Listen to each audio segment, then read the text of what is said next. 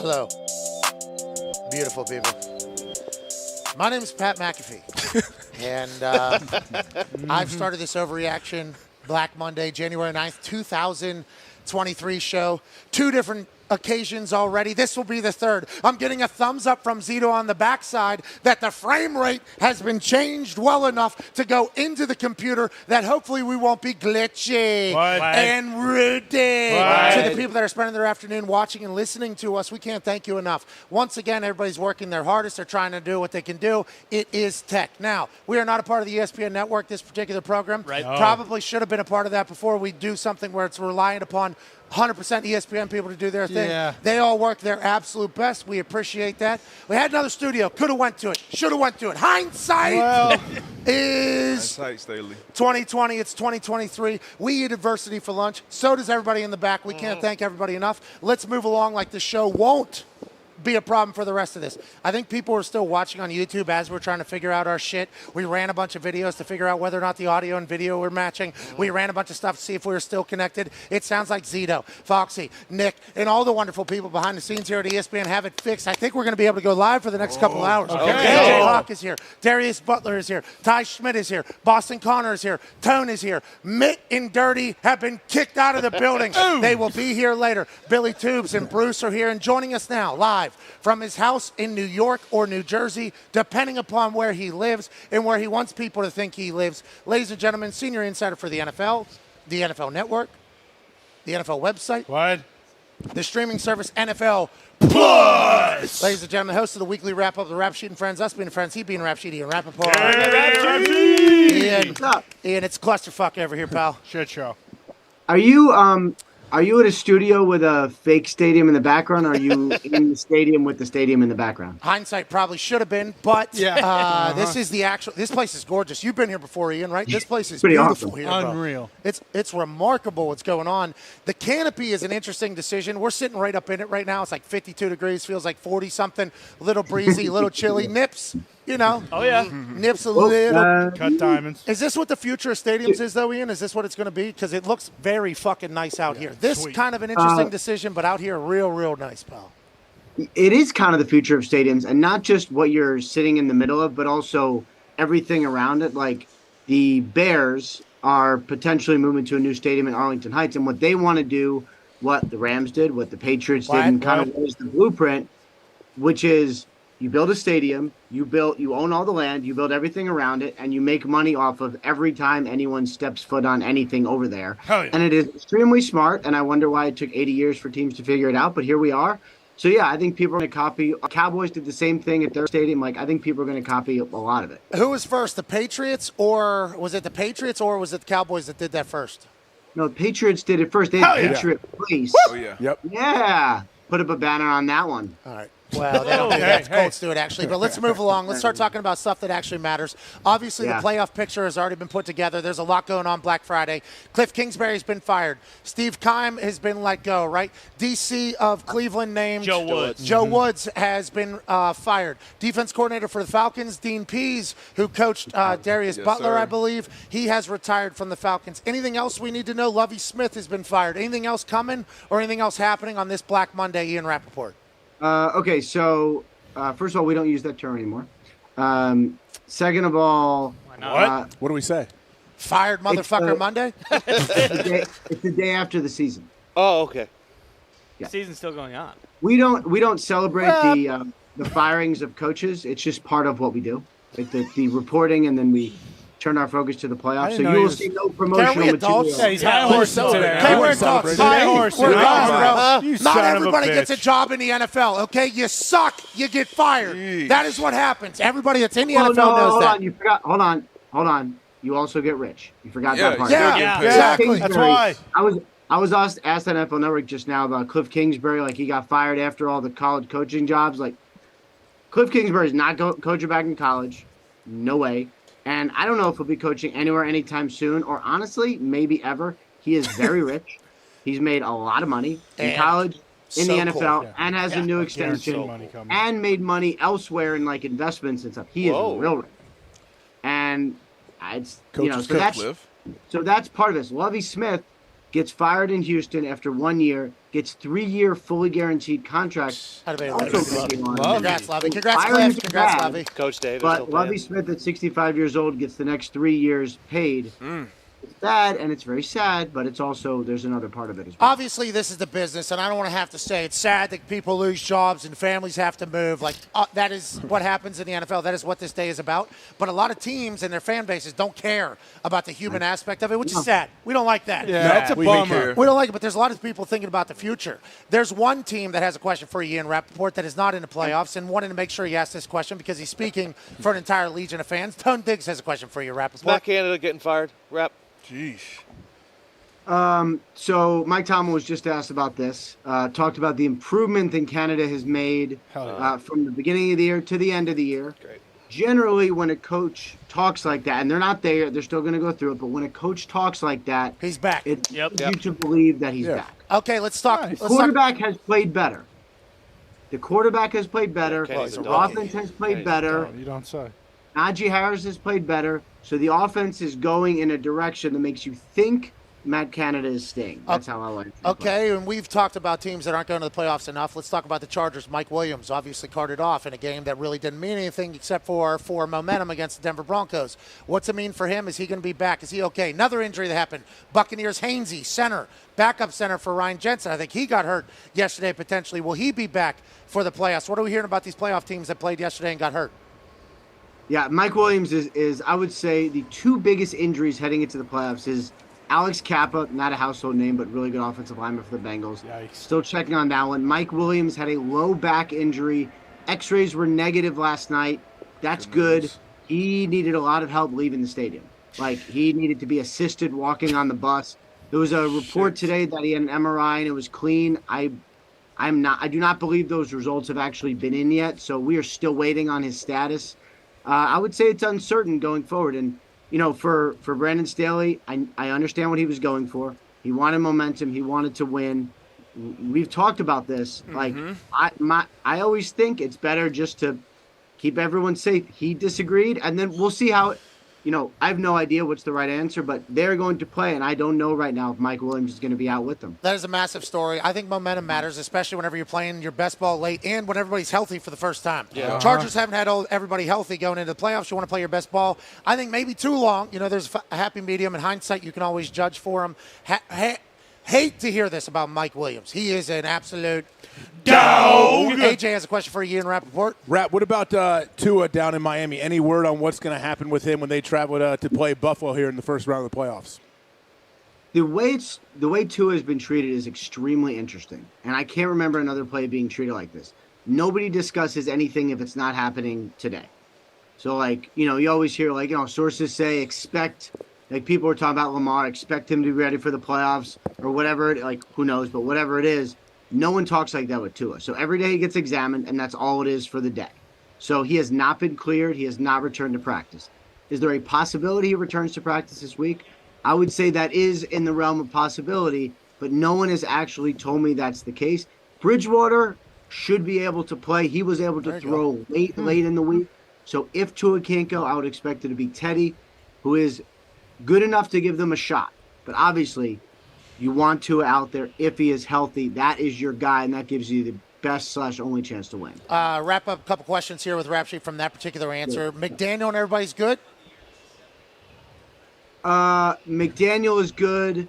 Might there be some changes on the defensive side of the ball? I would say that would be possible. But I think everyone on offense is probably fine. Yes. In your answer there, you said Lamar is probably going to be back for the playoffs. He's missed a few weeks. A lot of people are talking about business and Lamar this, and the Ravens obviously stink without him. What are you hearing on that whole situation? So I don't believe it's business. Right. I don't believe it's business. I believe it is literally health. I don't think if he had a big extension, he'd be out there. I think what it is, and it's hard for us to understand because Lamar's so different. He is so different, and he needs to be full go, and he's so fast twitch, and he's so athletic that when he doesn't feel right, I think he just can't be the same guy, and that's the concern. So his knee is still not quite right. He is not all the way back. I would describe it as uncertain whether or not he'd be back. Harbaugh said he's confident. Lamar has told people he thinks he'll be back as well. Other people who have watched him are not so sure. Wow. Really, really a big question mark about whether or not he's going to be out there. And, if he's out there, you want him to be all of the Lamar Jackson that is so good. And I just don't know if that's the case right now. Yeah, Aaron gave this answer earlier in the year. If 70% of me makes my team better, I'm going to play. What? Aaron has been paid like 4 different times from that team. Lamar has not been paid. Always going to be a part of the conversation. Hopefully they figure it out. What are you hearing about future? They're going to figure that out? I don't know if it's going to be in the short term. I mean, it's the way this usually goes is franchise tag, probably exclusive franchise So tag. they are going to tag him. That's the plan because there was some shit leaking out through Reddit, right? He's a slacker. Yep. He's all this other stuff. That's coming from a pundit, obviously, but there's a reason that type of shit gets out there before something happens, right? Yeah, I mean, I've seen those reports, and the only It's all thing I can bullshit, we say. only thing I can do is talk to the people who are there and who deal with them on a daily basis, and no one has corroborated that at all. They all say the same thing. Everybody loves Lamar. Everybody. Now, he is a different dude in a lot of ways. From business, he doesn't have an agent, to the way he handles himself, to he's kind of like shrugs everything off. He is always in a good mood, so it sometimes seems like he doesn't take things seriously. Everybody loves him. So all of that stuff, I haven't heard this year. It sounds like he's reporting and doing what he needs to do.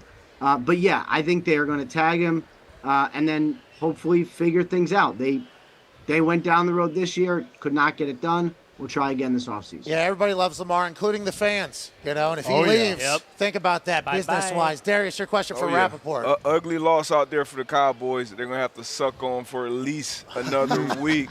Any more rumblings out there with Big Mike and his job safety if they are one and done in these playoffs?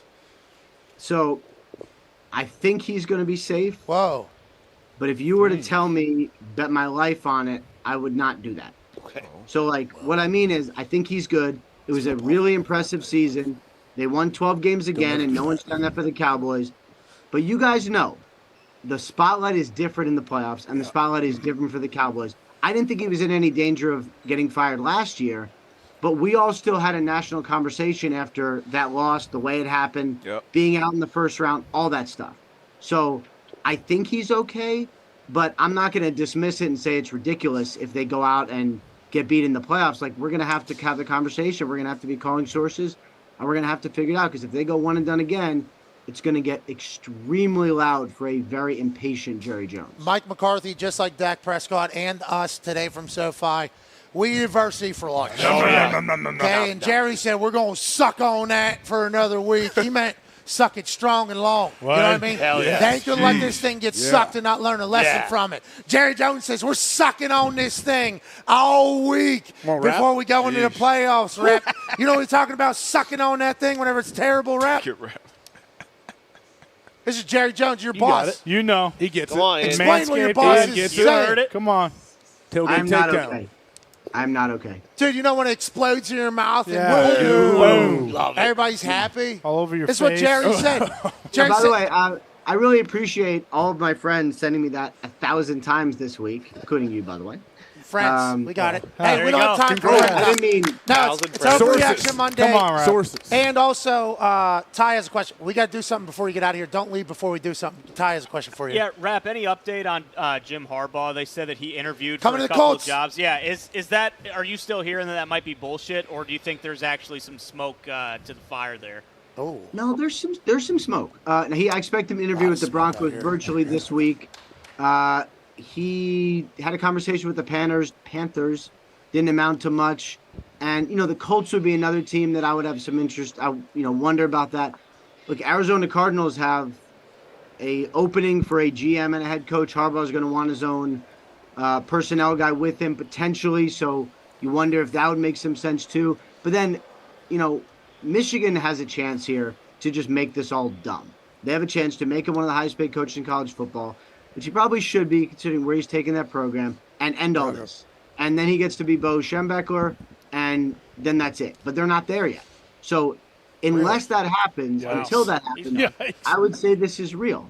Go ahead. Hey, so you're saying, if we're hearing this right, this is my first time hearing this, so this is a surprise to me.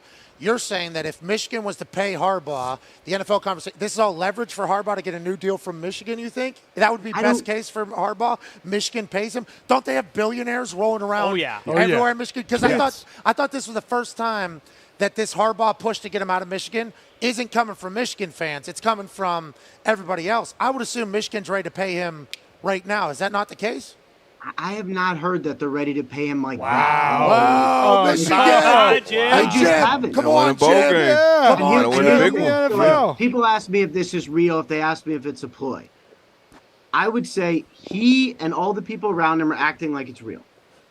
And they are carrying out the fake if it's a fake. But then he might just take one.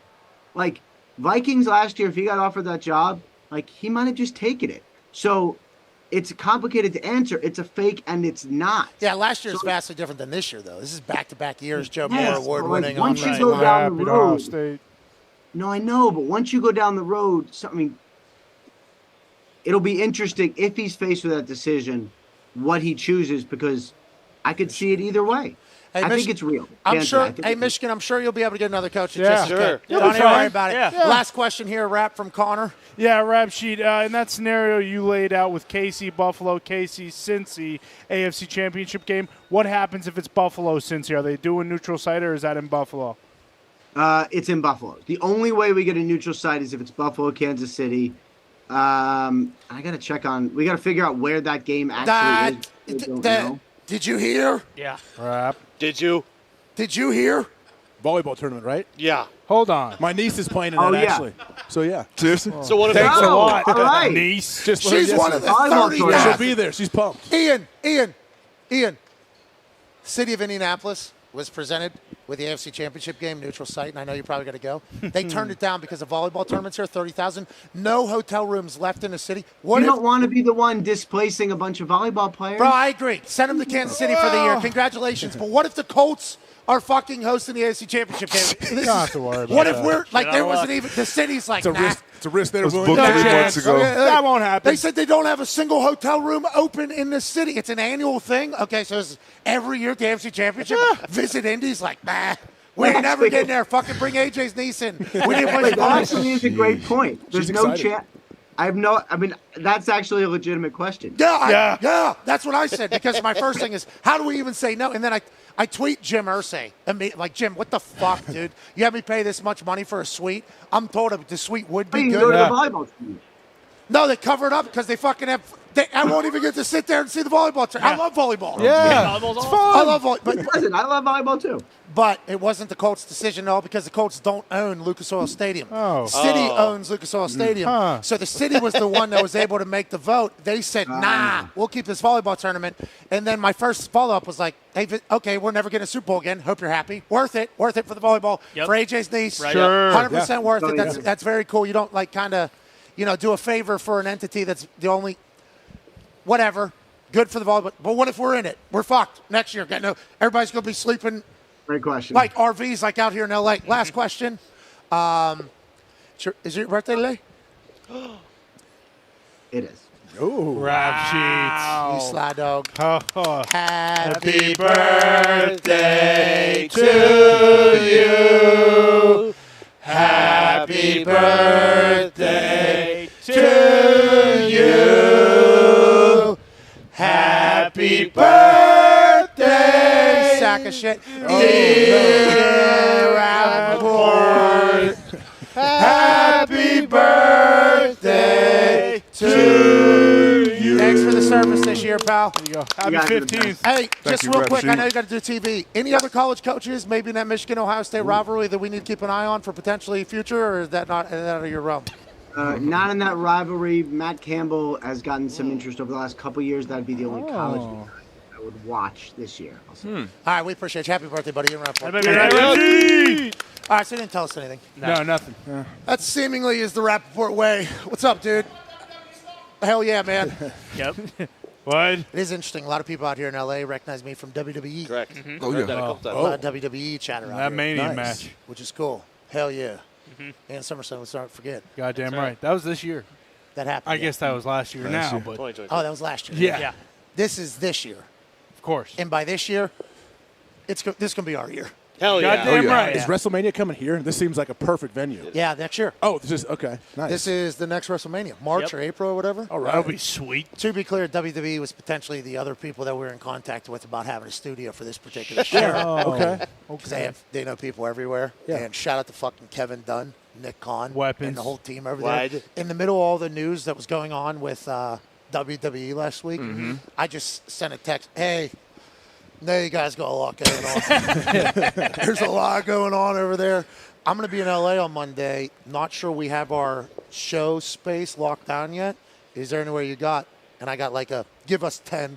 And it was like, Jeez. came back, option here, option here, option here. I'm like, Thank I you. fucking love Yeah. you guys. Beasts. I love you so much. But then Zoe and the boys here at ESPN put this together. Seemingly, third time is a charm, boys. Oh, yeah. That's right. Okay. That's the same. Okay. We've been back. How is it going? Zito, we good? We're live? Everything's great? It's Mike. There we go. Okay. Yeah, it looks absolutely amazing. Oh, there we go. Okay. Mike works. Thank you, Zito. Thank you, everybody in the back. All right, let's bounce through this playoff. Now we got the tournament. We got the tournament figured out for the NFL. Obviously, we're live at SoFi. This is fucking absurd. Hell yeah. That thing is like an 8K LED That board. thing's Yeah, absurd. it's ridiculous. So big. Massive. Yeah. Look at the cables that hold it up. I know. Yeah, that can't fuck around. No. Imagine Sting coming down from those from the rafters. Yeah, I don't know how heavy this thing is. I assume it's just millions of pounds. Yes. Yeah, millions. Just ready to kill anybody except for AJ Hawk because his head could take it. Yep. He Don't might you think, lift it AJ? up, Nah. actually. I think that'd take me out clean, cut my head right off. All right. No. That's good to hear. All right, the tournament has been set for the NFL. Let's dive through it. We talked about the first game, Chargers, Jaguars. Trevor Lawrence, couple overthrows, okay? That seemingly has been his weakness. Whenever you play basketball with somebody, they normally have a miss. What's your miss? My miss, a little bit long. So that thing's going to come straight back at you. There's people that miss short. Seems like Trevor's miss is a little bit high. Now in the playoffs, what does that mean? Especially with this Chargers team, the way they hunt. Will that come in and kick him square in the Duval? Nuts, potentially. D-But, you've been on the Chargers since the beginning. You like them against this Jacksonville team? I do, but Mike Williams obviously huge piece of that team. They're different. They said negative X-rays, right? Yeah, different. But he also said he needed help after the game getting out of there. That's not good. On Lower the back. short week. Yeah. Everybody's probably going to pick the Chargers here just because nobody believes in the Jaguars. 1.5 is that line. What is it? 1.5. Oh shit. That's Basically, Love pick them. pick 'em, yeah. I don't know. Though week to week, we don't know with the Chargers what you're going to get. I feel like. Here's the one. I love the Jags. So do Love I. so do I. Jacksonville, kind of soft. Yeah, a little bit. He didn't do anything. Yeah. Jackson, What was the deal? primetime Saturday night, pal. Win and you're in. Division championship on the line. Yeah. What were you doing? I mean, I saw a couple things. You did some sweet stuff. I saw you do a belly flop, full shorts. Yeah. That means they came down on the thong. Little slap on the wrist. Yeah, did they that. came down. Hey, excuse me. I know you're representing Florida with that whole thing you got going on, but that ain't the Jaguars. Jacksonville did his thing. Yeah. Now he's got a home playoff game. That's right. Yeah. Home playoff Talking about game, coming that's in from wild. the roof with Sting. Good luck out there, Jackson. Come on, Jackson. Do something. Now's your time. But I do like that Jaguars team. Yeah, they're awesome. I like them a lot. They will run the ball against the Chargers. Yeah. That's the Chargers' run D has yeah. been suspect all season long, and ETN, they will give him the ball as much as they need to. Yeah, and Doug Peterson seems to have rallied the boys. Absolutely. You know, he said we got to get the trust back from the players. The players don't trust the coaches at all. I wonder why. Yeah. I wonder why. Who was that about? Christian Kirk's been a dog too. Yeah. Yeah, he got that Josh bonus. Allen off he the got that edge. bonus 1,000 this yard, weekend. yeah. Uh-huh. He got one of the bonuses. There was a bunch of 500K. bonuses that were kind of reached at this weekend, I think. This 17-game season is fascinating because there's a lot of records being broke. Yep. And it's like, I feel like they just need to start new records. Yep. Has to be. You know what I mean? New agree. book. New book, yeah. Start new. 16-game season, this is all the records. Close it. Boom. Next chapter, next era, 17-game season. Here's all the records going forward because we're immediately going to say that. Yeah. Exactly. Oh, yeah. And I don't want to diminish the year that Jamal had where he beats Barry Right. Sanders. Yep. And I think there were some sack records that kind of took place. Yeah. And that's a huge year. You fucking beat everybody in the NFL right now. Currently, the way the NFL is, you've been able to beat the tackles however many times. But the immediate conversation is needing another game. Yeah, extra game. And it kind of like diminishes it all. Just start a new chapter. New chapter, or we just go fucking sacks per game, yards per game, touchdowns per game. But wait, when are they So changing? games might be different. Yeah. the football era is different. You know, we're not judging Stockton on his crossovers. You got to change it again, though? You got to change it again? How long? We have 18 games in 2 years from now, right? Yeah. How hard is it to make a couple different books? Because, like, when they're talking about it, they make no mention that it's an extra game either. It's just. So then they make all of us do it. Exactly. Yeah. And we don't want to do that. Right. No. Like Mahomes, like, I'm looking at that, and it's like, damn, you know, he's quietly had an unbelievable year. Doesn't seem like he's thrown for that many yards, broke the record. Oh, yeah. He needed a fucking other game to do it, and that shouldn't be how it is. We don't want to say that about Mahomes. No, but here we love are. Mahomes. Yeah. We just Look had at us. We're sitting on couches. Yeah. That's right. Hey, SoFi having to say, need another game. Yeah. Nobody did it without it. We have an NFL Old Testament. We have an NFL New Testament. We have a couple New Testaments, though. That's the problem. Exactly.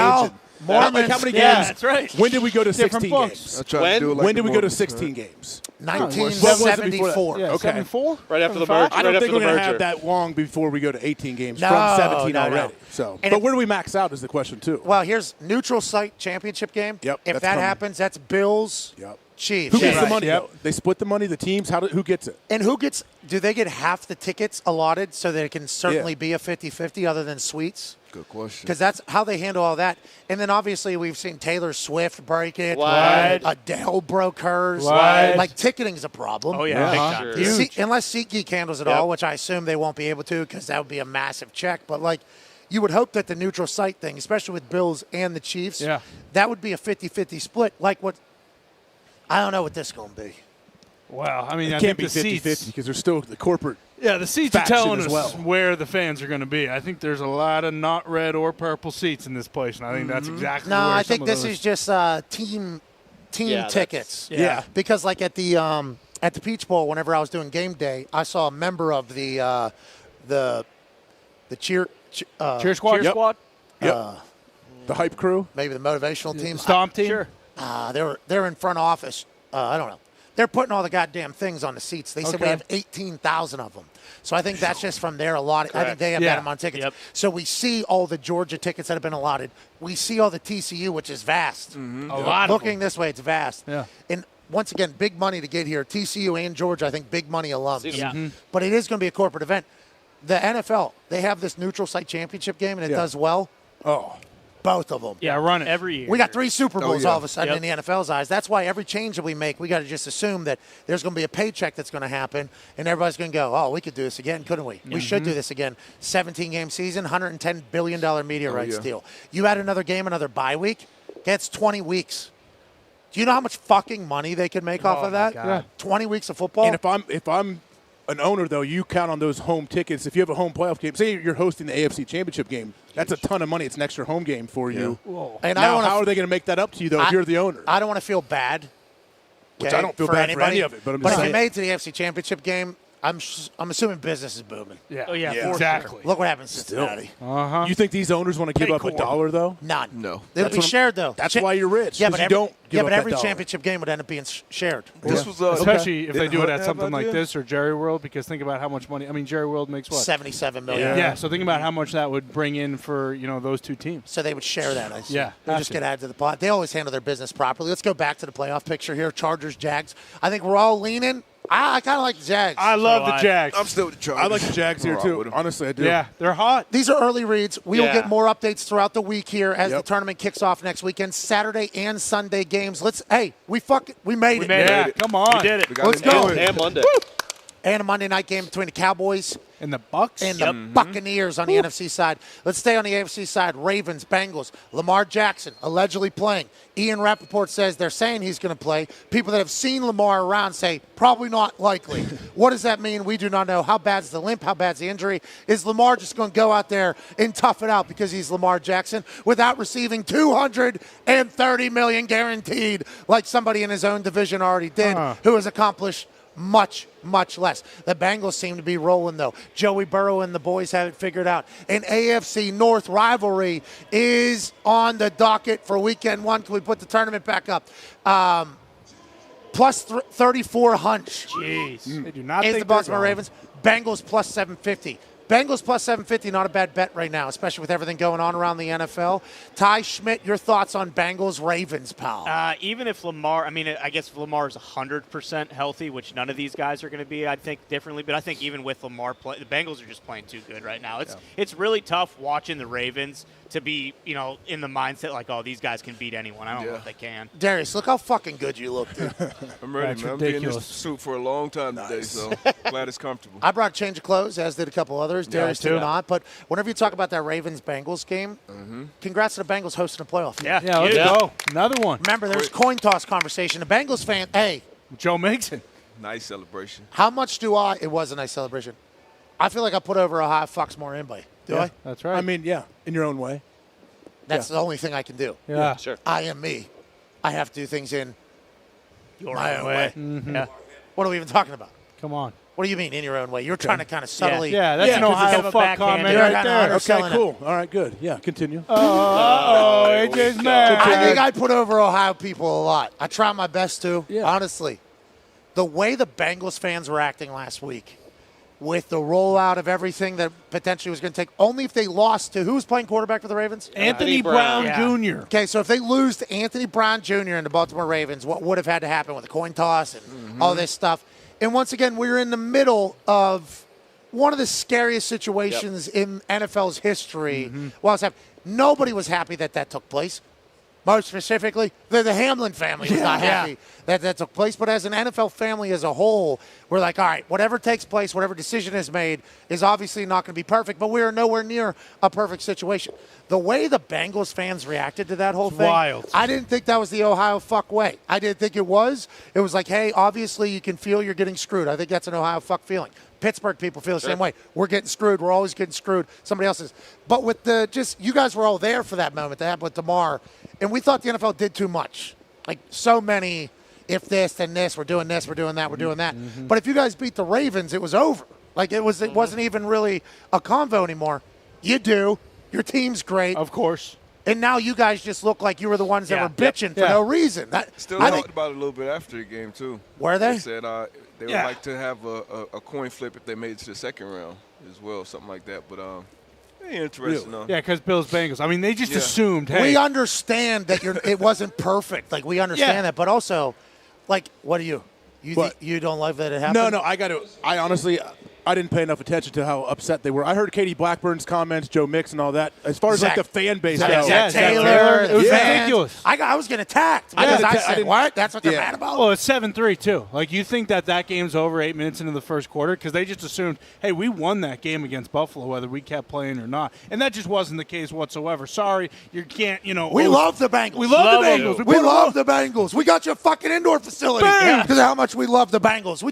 You guys got a business on your stadium. Yeah. You're doing business. Trying to tell you what to do to make your place better. We love the Bengals. And I thought that was a bad look. So they were worried that something unprecedented would happen, and then they could never go back, right? Like they're saying, they're upset because they got. They're trying by the rules, though. This shouldn't happen until. Yeah, I agree. It's a bad look. You shouldn't do that. I didn't understand the complete outrage from I didn't understand how much the fans got into it. Oh, they were fucking pissed. Big time. Still are. Because if they go, they won't. They don't get the home game. Yeah, it's tough. Read the room. You got to read the room there. I think. I agree, though. Wait a long time. It's not great that this happened to the Bengals. Yeah. Obviously, the Bengals could have won that game against the Bills. Maybe should have with how they're playing. Yeah. Hey, the Bengals are playing unbelievable right right now. they're rolling. But, man, just 2 days after the whole thing, you guys, that was. Let it go. I thought we all agreed, like, hey, we're just moving on. And to your point about waiting a long time for a team to be good, how about the Bills 2020 or with no fans? They were fucking at a home game. Yep. Haven't done that since, like, the 90s or whatever. I mean, it has not been cool or fair what has happened to a lot of places. But the Bengals fans, the way they acted, I did not expect that. Like, hey, you were there for it. It was literally in your stadium. It makes no sense. It was scary as shit. But once again, we wish you guys would have been treated more fairly. Yep, sure. Got an opportunity to win an easy game here in the division. You already won it just a couple days ago.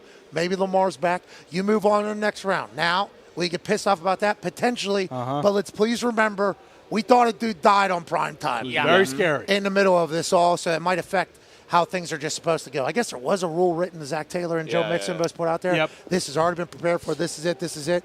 Was that rule created for and I know the world has this problem about when rules were created and what life is like now. Sure. 2022, 2023, that's a constant battle. But when that rule was made for the NFL, which is crazy that they had lawyers somewhere saw that coming, basically. Did it say the number 2 and number 3 seeds with the number 1 seed on the line, week 17, only 1 week left in prime time? The whole world saw it. There's so many more things to it that I just don't think. I don't think the Bengals fans were like the Bengals fans there for a couple of days. But nonetheless, congrats, it seems like, from our set. Absolutely. On a big-time win in the playoffs here. Keep going. And a big championship window, too, about Burrow after the game. Yeah. Hey, the window is my whole career. Yes. Fucking Beast. dog. Dude, sunglasses, Fucking shirt, dog. stug, just walking around. Dog. Do you want to hit in your window or whatever? Yeah. Do you want to hit in your window? Whole fucking career's a window. What What are we even talking Clowns. about? He knows he's there, and he Oh, should. yeah. He is cerebral. He's tough. He's an Ohio fuck. Right. And he has accuracy that you just can't teach. And I think that might be one. Now, brain, obviously, Joe Burrow is a killer. That's right. He's Stone an cold. absolute Right. Dog. I mean, he has been, always has been, is the guy. But he's also so accurate, so cool all the time. He's the perfect guy. There's no reason for him not to say, Windows a whole goddamn career. What do you want? Might have 2 or 3 more sponsors on the stadium by the time I'm here. And they're going to have to do that to pay me because this window is, that is the coolest dude in the Look NFL. at that. right now. Holy shit. That is the coolest dude in the NFL right now. Nobody else has sunglasses on. He found them. Immediately upon that. Let me get these glasses. I got this championship hat on and this shirt. Here's the stug. We're in my window. Why? Because I fucking exist. I love that guy. Love everything about him. AFC North in trouble for a long time. For that game. So they're playing each other back-to-back weeks. How weird is that? But also, I didn't know about that. Ian brought up Alex Kappa. So if they lose Kappa and they lost Lyle Collins for the year, now they're back to that situation like, holy fuck, our O-line is an issue again for this playoff run. Let's remember last playoff run, they were able to win without protecting. 9 sacks and on the road. First week against the Titans. 9-7, and then quite a bit. I think 8 again in the Super Bowl. Yeah. So like they've been there. Like they've gone on the road. That's why I don't get the Bengals fans. It's like, hey, last year you went and you won. Well, they weren't able to host it, I guess. For sure, but they're still the 3 seed. Like the expectation is you're going to go on the road no matter what. To your point, Darius, fucking Paycor. Yep. Prime time. All those Ohio fucks. You know, because Ohio State, non-college football playoff. Exactly. That season's over. So all the energy. 100% into. Being sucked up by the Bengals. That's right. Not the Browns. They're out. No. That team and fired their D coordinator. They did. Yeah.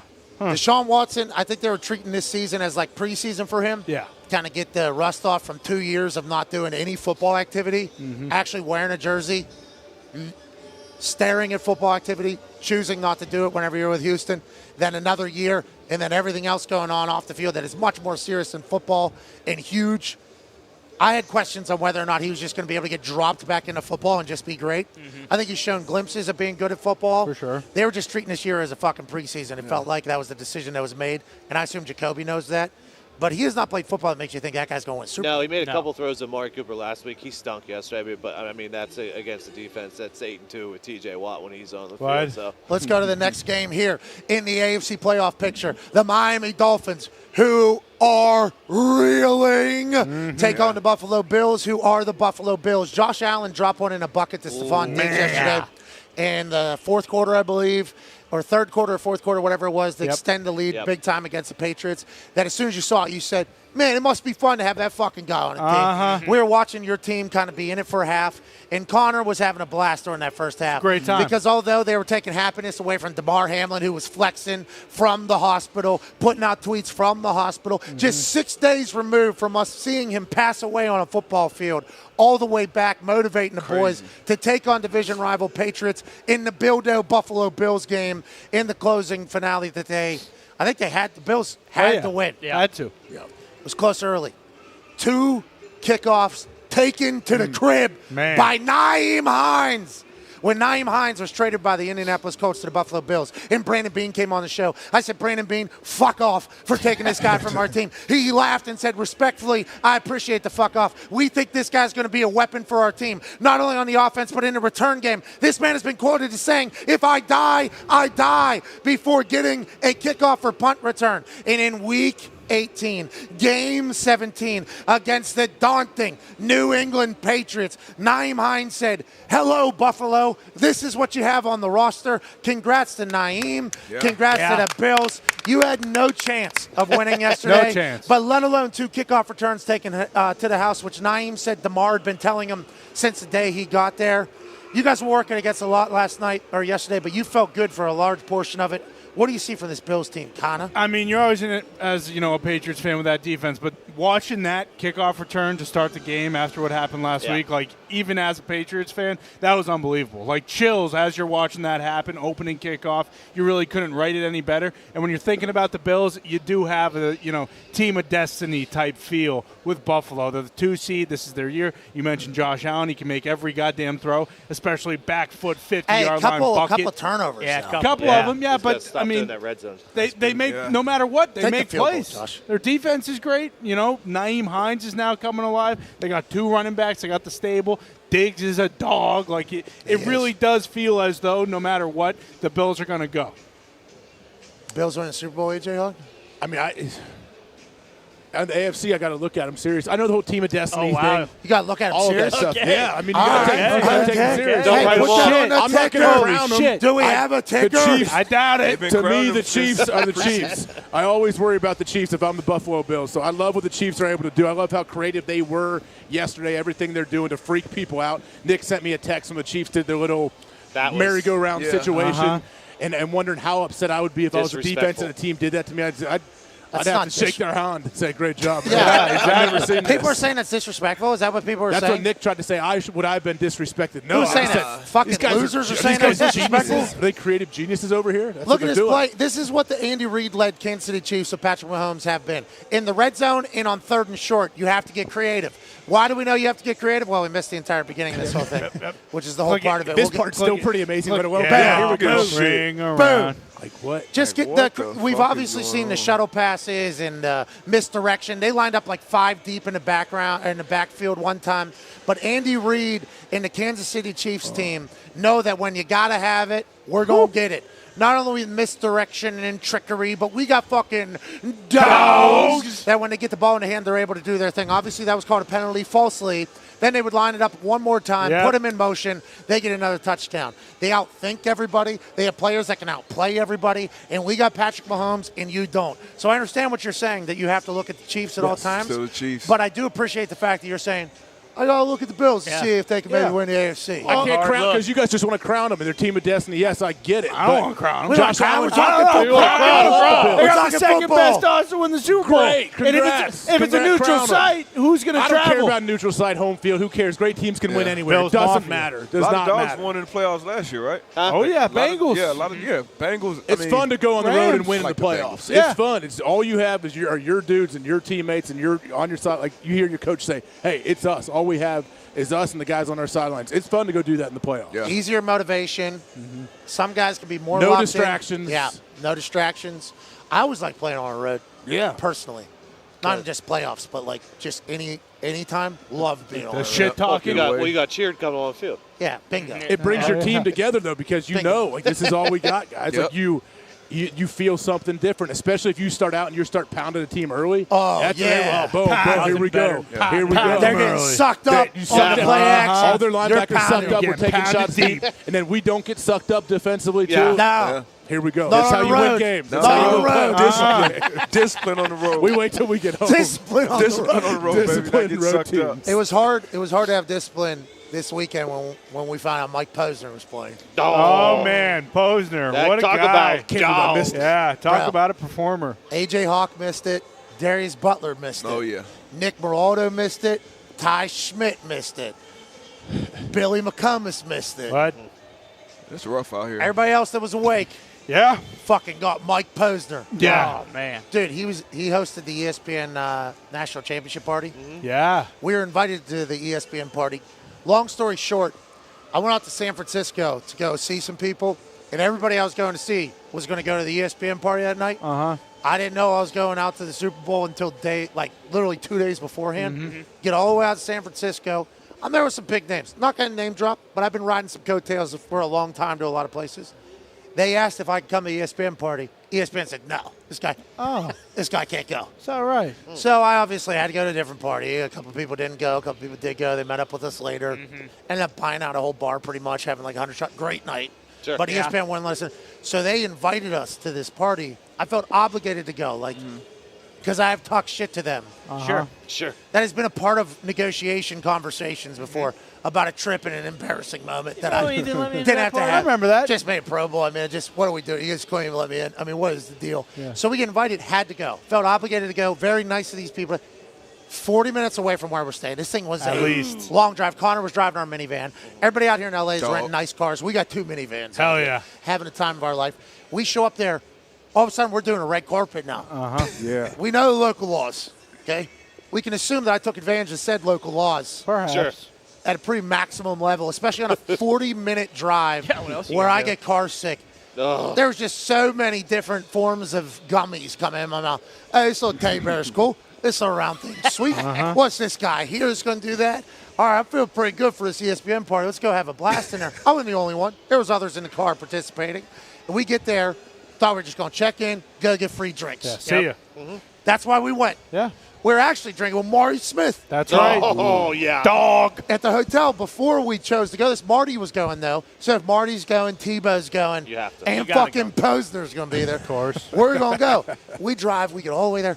Boom. Need you to do a red carpet. I've never done a red carpet before. I got to poop, sorry. I don't know if now's the time. Connor quickly said he's got to poop. Here's the video from me arriving, obviously very sober and completely okay. A lot of people on the internet say I looked high. What's that all about? Why? No. There's us on the red Oh, carpet no. waiting to go. That's immediately upon arrival. And I did 3 interviews. I assume they were okay. They have not been seen by anybody, so that proves my point. Red carpets are pointless. But it was a blast. They were very nice. And then we get inside. We start snooping around, seeing everybody. Then we go upstairs, and we have a perch in fucking Posner. Yeah. He's down there with a saxophone player. Yeah, he is. And if you're not a fan of Posner, I don't know exactly how the show went. I'm a massive fan of Posner. He was giving motivational speeches in between Yeah. songs. He was playing Yep. other people's songs. Which- He was telling people to stay Dahn. We're going to make a moment. Only on the count of 3, we're going to go Yep. crazy. 1, 2, 3. Ah! Confetti comes. A lot of confetti. So much confetti, Posner actually goes, that was an absurd amount of confetti. I mean, big pops, big songs. It was great. Connor had zero respect for the whole thing. Wow. Connor just kept screaming in between songs when he was talking. Play Ibiza, dude. Ibiza. Play Ibiza. Yeah. That's all he kept saying. He's got other Did he bangers. play it? But yeah, he played it at the end. And to your point, Pat, my favorite part was when he told everyone, shut the fuck up and get down. We're going to make this a moment. It's going to be That really was your cool. favorite part? Yeah, that was my favorite part because everyone was like, If well, I thought- could write you a song song to to make make you you fall in love, I would already have you right under my arm. I used the ball. Shut up and get down. You like That was me. awesome. That was the best part. What about when Corso came out and played the saxophone? Like, that was Corso? cool. yeah. That was cool. Yeah, he can fucking All right, let's spit. take a break. Let's Like, take a break. he can rip it. It was awesome. Yeah. Take a Like break. Kenny G? Yeah. Lee Corso. Came out Posner and did son of played a bitch, Baker I missed Street. this. Yep. Posner Okay. did 200 push-ups on stage, too. He did do He's that, too. fucking yoked. He is. dude. He has an Yeah. 8-pack on Instagram. Sick. Let's get to a break. All right, we've done enough here. Posner, you crushed it, pal. Hey, Yeah, keep it going. Thanks, Mike. that was a corporate gig. That couldn't have been fun at all. I'd say 60% of the party had no idea that he was actually performing. Yeah. Oh, no. Because the way it was built, A lot it of was like like background noise, you No, think? you walked in, it was actually built for us, like do the circle. Yeah, it was. So like you come in, Do then the there's rounds. steps to go upstairs, and then you go like all the way around, and then he was back on this far right side. So if you went to the right, he's over there. To the left, there's a bar. Saw Tim Tebow over there. Ooh, Yeah. Well, that's because the championship trophy was over there, and Tim is a champion. Yeah, gravitates towards it. Maybe the MVP of the party is our own Bruce Bronovich, though. Wow. Yeah, Bruce absolutely dominated. Bruce Bronovich was just literally running circles around that Yeah, place. just- We could see him from the. Just throwing this up the whole time. Just big Posner guy? Oh, I don't know if he's a big Posner guy forever or just that night, but Yeah. he was 5 rows back, dead center, with Posner, taller than everybody. And he two of these right, Tossing. Yeah. go Love like this to Posner. No, Bruce, what are you doing? He goes, I'm scotting everywhere. Yeah, Do he a said, left. he said Tebow's down here to the left, and then, Josiah Johnson's down here. Bruce would come back sweating, and he's like, "Oh, Posner's about to play a hit, run down." Bruce was the fucking MVP of the party. Yeah, he also, I remember when he came up to, he's like, I just saw Acho. I don't know how he only had 21 tackles because he's one of the biggest motherfuckers I've ever seen in my Acho life. was there. We seen Acho there. Did not get a chance to take a pic with Acho. Bummed about that. No, he had people swarming him, ESPN though. party? It makes sense. Yeah. His brother, Yeah, Sacha. Sacho was there too. Sacho, works for ESPN. It's been very hospitable, ESPN folks. Man, I Can't missed thank it, them enough. Darius had a white boy Saturday. He was in bed 7 o'clock local. Oh, yeah. He barely made I it. don't know how Nothing y'all wrong make with it. that. Well, the bungalow got him. Bungalow. Bungalow's a vibe. That was our Those hotel are lobby pretty much. Yeah, that place is wild. Ty Schmidt, about 3:30 on Saturday. We had the ESPN party that night. 3:30 on Saturday. Look at Ty. Ty's already got his. Ty's already got his Ty Schmidt look. You know. I go, Ty, you think you're gonna make it tonight? You know, we got Posner this evening or whatever. And Ty goes, of course. What are you talking about? 20 minutes later, I go, Ty, you think you're gonna make it tonight? He goes, it is 8:30 right now. Where are we? LA 3:50. What? And Ty did not. Ty fell asleep in the bungalow. It was fantastic. Got out of there. Tone Diggs showed up. Full round of applause. Oh, yeah. Tony! From the entire bar. Here, we have footage, I guess, of Bruce performing at Posner. yes. He's down there. There he is. There he is. There he is. Jamming. Look at him. Yeah. Yeah. Oh, yeah. A couple of these. Bring it up. Bruce is rapping alongside Posner. hanging Posner time. feeding off By you, himself, Bruce. dude.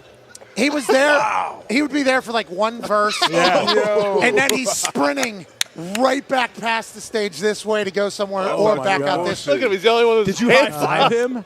Look at him. He's trying you to know- touch Posner. Word for word. Come you here, know Mike. this shit? He definitely felt his vibe. Posner's got bangers. He was also playing Well. other people's songs. Oh, So Yeah, that's and good. he It's played good to some of play his covers. sad songs, which was interesting because, let's get pumped. It's the natty, but also, I Connor broke my heart. is I an need artist. to move on. just so Posner's clear, we had the most lit guy at the party, Bruce. He was showing a lot of love.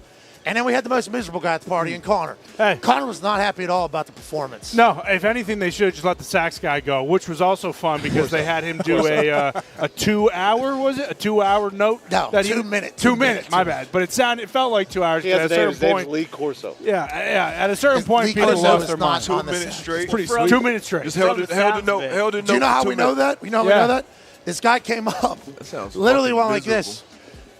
Bing! And then he started running his clock, and it just started counting. Oh, he was like bragging, hey, I'm going to hold this for 2 minutes. Exactly. Yes. And that was again when Posner, shut the minutes. fuck up and listen. Which was, I get it. He's a bit abrasive. He sounds like he was a bit abrasive. Yeah, well, he just wanted to, pay the respects to the saxophone Saxophone I guy get it. was I get impressive. it. man. Yeah, sax could Jeez. play. Thank you, Lee. I get it. It was not Lee Corso. Was it Bill Clinton? He plays the sax.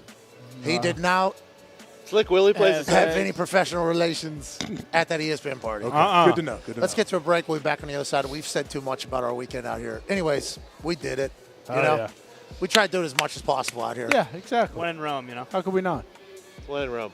Ty is top 5. There's a video that Ty would not let me release yesterday. Oh. Maybe the greatest Ty moment of all time. It's boozed up. What do you want?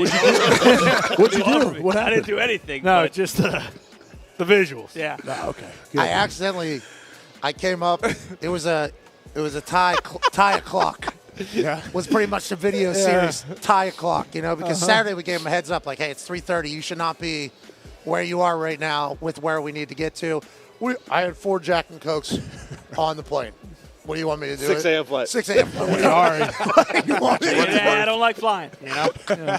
So yesterday I was going to do Ty o'clock. Okay. So like 11, which is already 1 hour into all the games. First drink. Ty, this is first drink. Here we go, just trying to, dog. So I'm showing him.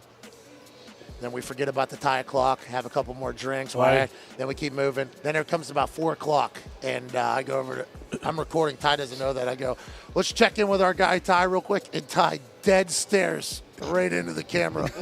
And he goes, oh, you sack of shit. You're recording right now. Yeah, it is. Just dead. Just Top a 2, not full 2. zombie mode. Oh, it's great. We ran the whole sports That bar was yesterday. awesome. Didn't have to do that. I think we could have been the only ones in that How about place. AJ Hawk dropping his sweet sunglasses into the koi pond? Oh, yeah, at the Got him Fairmont back. right behind the Thank you, Bungalows. Bruce. Bruce helped me get him back. Connor Bruce? gave me the wood to give it back. Thank you. Bruce low-key MVP of this whole thing. For real. Crushed it. All right, let's get to a break. We'll be back on the other side and check out the NFC side of the playoff picture. We'll also have to talk about all the things happening around the NFL. Firings and hirings and promotions Right. and demotions. Right. Things are happening. Things are cooking in tonight. The national champion will be crowned right here. Will be a friend, tell a friend, take What's this guy? This guy. I don't understand. AJ, take 5. 5.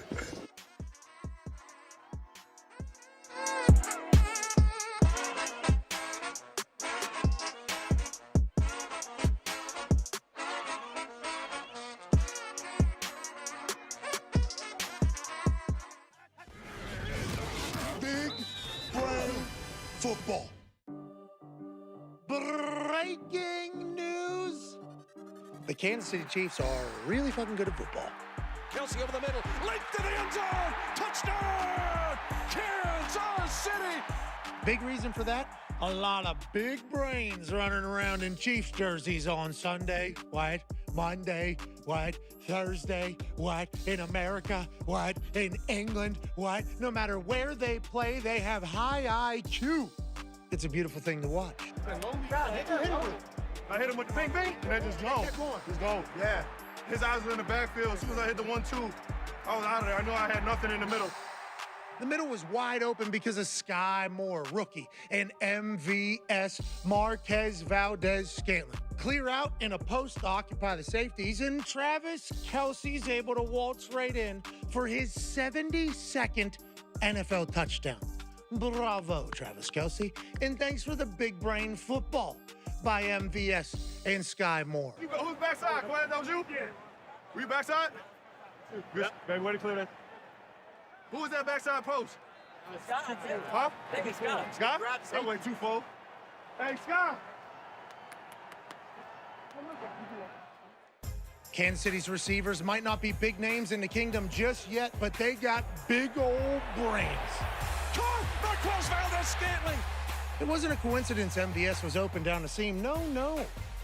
You didn't cross the hat. You right on the hat. Yeah, I literally, because they went inverse. I thought the safety run way over there. The other ones, so I'm like, safety throughout the half. Against the inverted safeties, MVS knew that the middle of the field would be wide open. Mahomes had a hunch that the 4.37 speed on a linebacker might be a favorable matchup. A dart thrown by Patrick Mahomes. Great job. Yes, sir. One of the problems sometimes when you try and disguise coverages and drop somebody back late, you can zip somebody right past it. And it's exactly what happened with Marquez Valdez-Scantling. The safety pressure, immediate invert. That's what it means every time. Knowing coverages and how to beat them, that's smart football. But what Mahomes did on his second touchdown pass was a work of wizardry in the art of football IQ. At the 2, they fake the trap. Now Mahomes scrambling to his right, holding it, gets off the hit, now lunging forward, and now fires it late, caught at the back of the end zone. Clyde Edwards-Helaire, Mahomes with the touchdown pass. Absolute banana land. Dude takes a snap, scrambles around for 7 seconds, which is almost a full bull ride, okay? Almost full bull ride. Spins, throws a touchdown, all the while remembering that they snapped the ball on the 2-yard line, and he cannot cross that line and still throw a football. Yo, I'm close. You got it. As long as you're there, you're good. You get out of the pocket. Great. You make one of the league's best linebackers miss. Even better. But to stay behind the line of scrimmage so you can throw a touchdown, that's some big brain football. I had to make up for it. I had to make up for it. I had to make up for that miss, baby. 2 plays before, wide open touchdown. Patrick says, you know what, too easy. Let's make things a little bit more difficult. I'm gonna miss this pass, be upset about it, but then I'm gonna make magic. I was able to use my speed to get a little bit of speed to get around the edge there. I was gonna run for it, and they kind of flew around, and I realized I wasn't gonna make it, and I saw Clyde, and so I just kind of flicked it up to him. It's the line of scrimmage aspect of knowing that he's not going to throw the ball, past the line of scrimmage, and Pat is good, but kind of sensing where he is. Stop, and now he's going to find the receiver. Stop it. Stop it. The NFL hasn't seen anything like Pat Mahomes, I promise you that. And you saw it today. He's the Houdini of our era, man. That's big brain football. Y'all saw that? I know y'all saw that. That's right. That's something you like. You doing Mac. I love this Kansas City Chiefs team. I love how smart they are. I love how innovative they are. I love how creative they are. They had a tight end take a snap under center while Patrick Mahomes was having a little thespian acting job to distract everybody. Now a direct snap, and the Chiefs trying to shot forward, touchdown! The Chiefs are athletic. The Chiefs are fast. The Chiefs are magical. Andy Reid has a big brain and a beautiful mustache. But most importantly, they have a lot of guys that master the art of big brain football.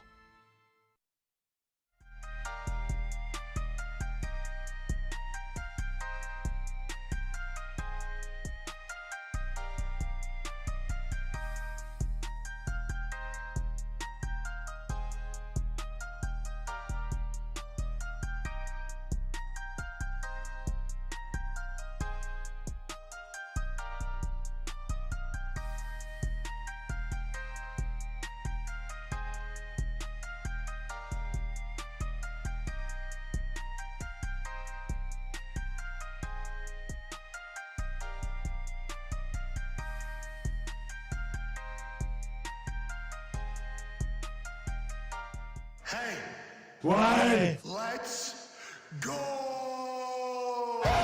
This show fucking stinks. And the fact that you listen, we are very, very thankful for it. AJ, you never cease to amaze me with your toxicity, pal. You got a couple of these? God damn it! What the fuck are you doing? Fuck Boston.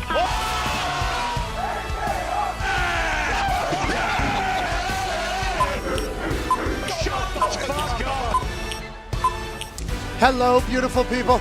It is Overreaction Monday, January 9, 2023.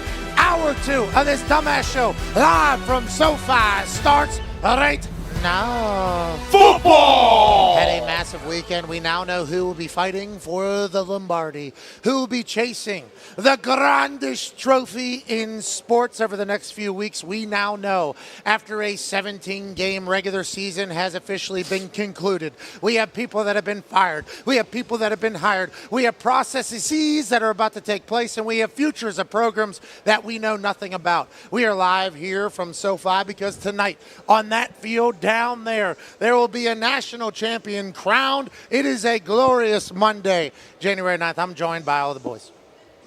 At official AJ Hawk is here. His Ohio State Buckeyes are not playing in this game tonight because they lost at Georgia a week ago at the Peach Bowl. How do you feel, AJ? Obviously a tough loss on these guys. It's easy to sit here and laugh when you have a team that hasn't even sniffed the college football playoffs. But it's true. Hey, next year, got to replace C.J. Stroud. We'll see what happens with the Bucs next year, though. Yeah, C.J. Stroud, and we're going to say this right now. Yep.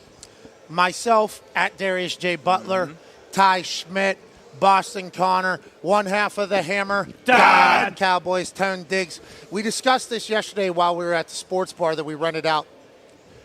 Once again, probably didn't have to. Yeah, it was pretty cool, though. It was cool. Yeah, it was cool. The place was nice, incredible, very nice. It was Nickel Mine. Yep. Is the name of the place. Nickel Mine. Good bar. Yeah, great bar, great place. I don't know how many people would have been in there for NFL Sunday. Probably could have had a couple tables to ourselves regardless. We thought it was going to be packed. But we talked about this. Getting into the draft season here, shows like ours are used to drive a lot of narratives about players. That's right. We've done this a couple times now. We're no fucking amateurs. No. There's going to be a lot of stories that are going to come out about players over the next few months, these college guys. That's going to affect where they get drafted. There's going to be teams sending out smoke signals and lies to kind of maybe diminish the draft stock of a guy so that maybe that guy can land to their team. Colts have the number 4 overall pick because we lose to the Houston Texans this weekend. Thank you. Smart. Good play. Hey, Jeff, that was smart, Jeff. Let them get that 2-point conversion at the very end and let them win that thing in our stadium. What a disappointing year. We're at number 4, though. Everybody's got Bryce Young, Will Levis, and Will Anderson above C.J. Stroud, allegedly. Lock him in. We will 1,000,000% continue to drive that narrative. That is right. Because with what I've seen, AJ, and what you have seen, if C.J. Stroud ends up at the Colts at number 4, I'm happy about the future of the Colts all of a sudden. Yep. So this will be the last time we say this. C.J. Stroud is the best quarterback in this draft class. That's right. For sure. We are massive fans of them. And whenever we say whatever we say over the next few months before the draft, we would like it to not be held against us because we know we are a part of the entire system here. And we need C.J. Stroud and Indy. Have to have them. Plus, it's really fun to say Stroud. Yeah. Yeah, we need him to go Dahn to the 4th pick. Yeah, Right. do you think they have to trade up? Because Texans are right there at 2, and, those are the 2 quarterbacks of the future. Well, I'll tell you what, there's an opportunity and a chance for us to move, too. We got a lot of pieces to the Sure, puzzle that that's aren't right. necessarily going to be there in the future, probably. You bundle that with the 4 overall pick, I think you could maybe move up to 1. Yeah. And then you get C.J. Stroud. Nonetheless, congrats to your Ohio State Buckeyes having a hell of a year. Honestly, got the college football playoff, made it the game against Georgia. TCU, obviously, been a team of destiny this year. Will they be able to continue to do that tonight on SoFi? We'll be broadcasting live from the sidelines and from the field suite that we paid $75K for on ESPN2. That should be certainly an enjoyable experience. Let's dive back into this playoff picture for the Lombardi boys. Come on. We've been waiting 18 weeks for this. Yep. We're in training camp for this. We went through an entire season of storylines and ups and downs and who's going to make it, who's not going to make it to get to this point in the NFC. The Dallas Cowboys, who had the capability of potentially being the number 1 overall seed if some things went their way. Instead, they get their asses beat by the Commanders. And Dak Prescott had his worst game to date, 14 completions out of 37 attempts. He's looked like absolute trash. The defense got beat by Sam Howell in the Washington Commanders. They will take on the Bucs, who have looked even worse somehow in a battle of shits on Monday Night Football. D-Butt, what's early read on how this game will go? I like the Bucs right now, man. I like the Bucs right now. I do. They picked up a little bit late. Brady got hot. Brady just broke another completion record, back-to-back years now. And like you said, Dallas, Dak looked terrible, 14-37. That defense, they live on turnovers, but Gardner Minshew, who was the quarterback yesterday? The last 3 weeks. Sam Howell. Last 3 weeks, they gave up like 1,100 yards passing. Not a good look. AJ, what's up with your Cowboys, dude? Big Mike eats adversity for breakfast, lunch, and dinner, and maybe a midnight snack. Seems like he's going to be staring down a lot of it if they can't win. They've kind of crumbled down the stretch. Why is their best football happening, or worst football happening when the best football is supposed to be happening? Yeah, I don't know that. You want the exact opposite of what they have done right now. You don't want to go to the playoffs feeling like, hey, we don't know who we are. We don't know what our identity is. I mean, they better come out of the gates hot against Tampa Bay. They do not want to let Tampa Bay jump up to like a 14-0 lead on them or something as they're testing out the audio equipment here today. It is good like time. Buddy the Elf. Like Buddy the Elf. Anyways, they got a good draw playing against the shit-ass Buccaneers. And I know Byron Leftwich said, everybody's talking real ill of us right now or whatever. He's talking about them showing up. Us against the world. I like the chip on the shoulder thing, but you got Tom Brady. What's his future look like? We don't know. No. Will we learn more as we go? Definitely, especially if they lose to the Cowboys on Monday night. But this whole Tom Brady Buccaneers saga, I think is going to end quick, abrupt, and ugly. I don't think it's going to be good. Where's he going? Kind of like New England. Like in New England, we had no idea that was his last game. Pick six. Then boom. Exactly. Against the Titans, boom, he's gone. And when you think about the Bucs, sure, they kind of figured it out. They're down 21-10 against the Panthers, and then they barely score 30 points to come back and win. And then they go to overtime against Trace McSorley. Bucs have not figured it out, I don't think. You got to love the Cowboys and adversity in Dak. I think so, too. Rematch from week 1 when Tampa, that was the last time Tampa looked like Tampa. Yeah. They fucking put it on Dallas in week 1. That was like the last time Tampa looked like how they were supposed to look this year. Which quarterback on that whole NFC side, do you really trust? So in the playoffs? Man. So I like Jalen Hurts. He played, right? Yep. Jalen Hurts just played yesterday. They made it look easy, too. That shit that we've been talking about on In the Trenches all year with Jalen Hurts, where every single time they do that handoff, there has to be a safety that has to kind of bubble over the top. So naturally, if you have any, which they do have an incredibly sophisticated scheme that moves people and gets leverage, him just being a part of the lineup makes everything better. Let alone the fact he's been on point. I like the Eagles a lot if Jalen Hurts is playing. I said that last week. And I'll say that again. That's not absurd. Obviously, they're the fucking number 1 seed in the NFC. But I think that's a quarterback that could go, has shown up in the big moments, has been in these types of big moments before, has it all figured out. Sirianni certainly helped him. I like him. And then if you go to this next game, I mean, Bucs-Cowboys, that's a shit game. Yeah, shit show. And, that's Monday Night Football. Forcing people to watch. But, hey, why not get hot now? Makes sense. Why not the Cowboys go back to their run game? They had 3 Hall of Famers playing on their offensive line just yesterday. Yes. And they weren't able to do shit in the run game. I don't know why that has happened, but if they can get back to that pounding the rock and Dahn, what's his last name? Dan Quinn, D coordinator, can somehow get the D coordinator play or the defense to play playoff-winning football, which is signed and everything like that. Maybe the Cowboys can get hot against a Tom Brady-led team, but I don't know if the Bucs are going to do that. I don't think the Bucs are going to be able to do that. No, I think if you look at the NFC, it's kind of crazy to say, but I think Brock Purdy might be the number 2 guy I trust the most. Because he understands what he has around him. Like all these other guys, like I don't think we're going to see Brock Purdy go out there and be 14-37 with 2 picks. Like he's not going to do that shit. Let's go to Brock Purdy's game then against the Seahawks down there with Geno Smith taking over. Now, they benefited from the Lions. Yes. Yeah. Bingo. The Lions get the Seahawks in there. Yep. I think the Seahawks actually put out a tweet like one pride or whatever the hell the Lions are. Geno Smith can play ball, right? Oh, yeah. Now, granted, that Niners team, I got to see the last time these two played against each other. Obviously, NFC West matchup. I was in the building in Seattle. Got to watch it. The Niners are just so fast. Unbelievable. So fast. So quick. And Purdy is Brock Purdy. Mr. Irrelevant.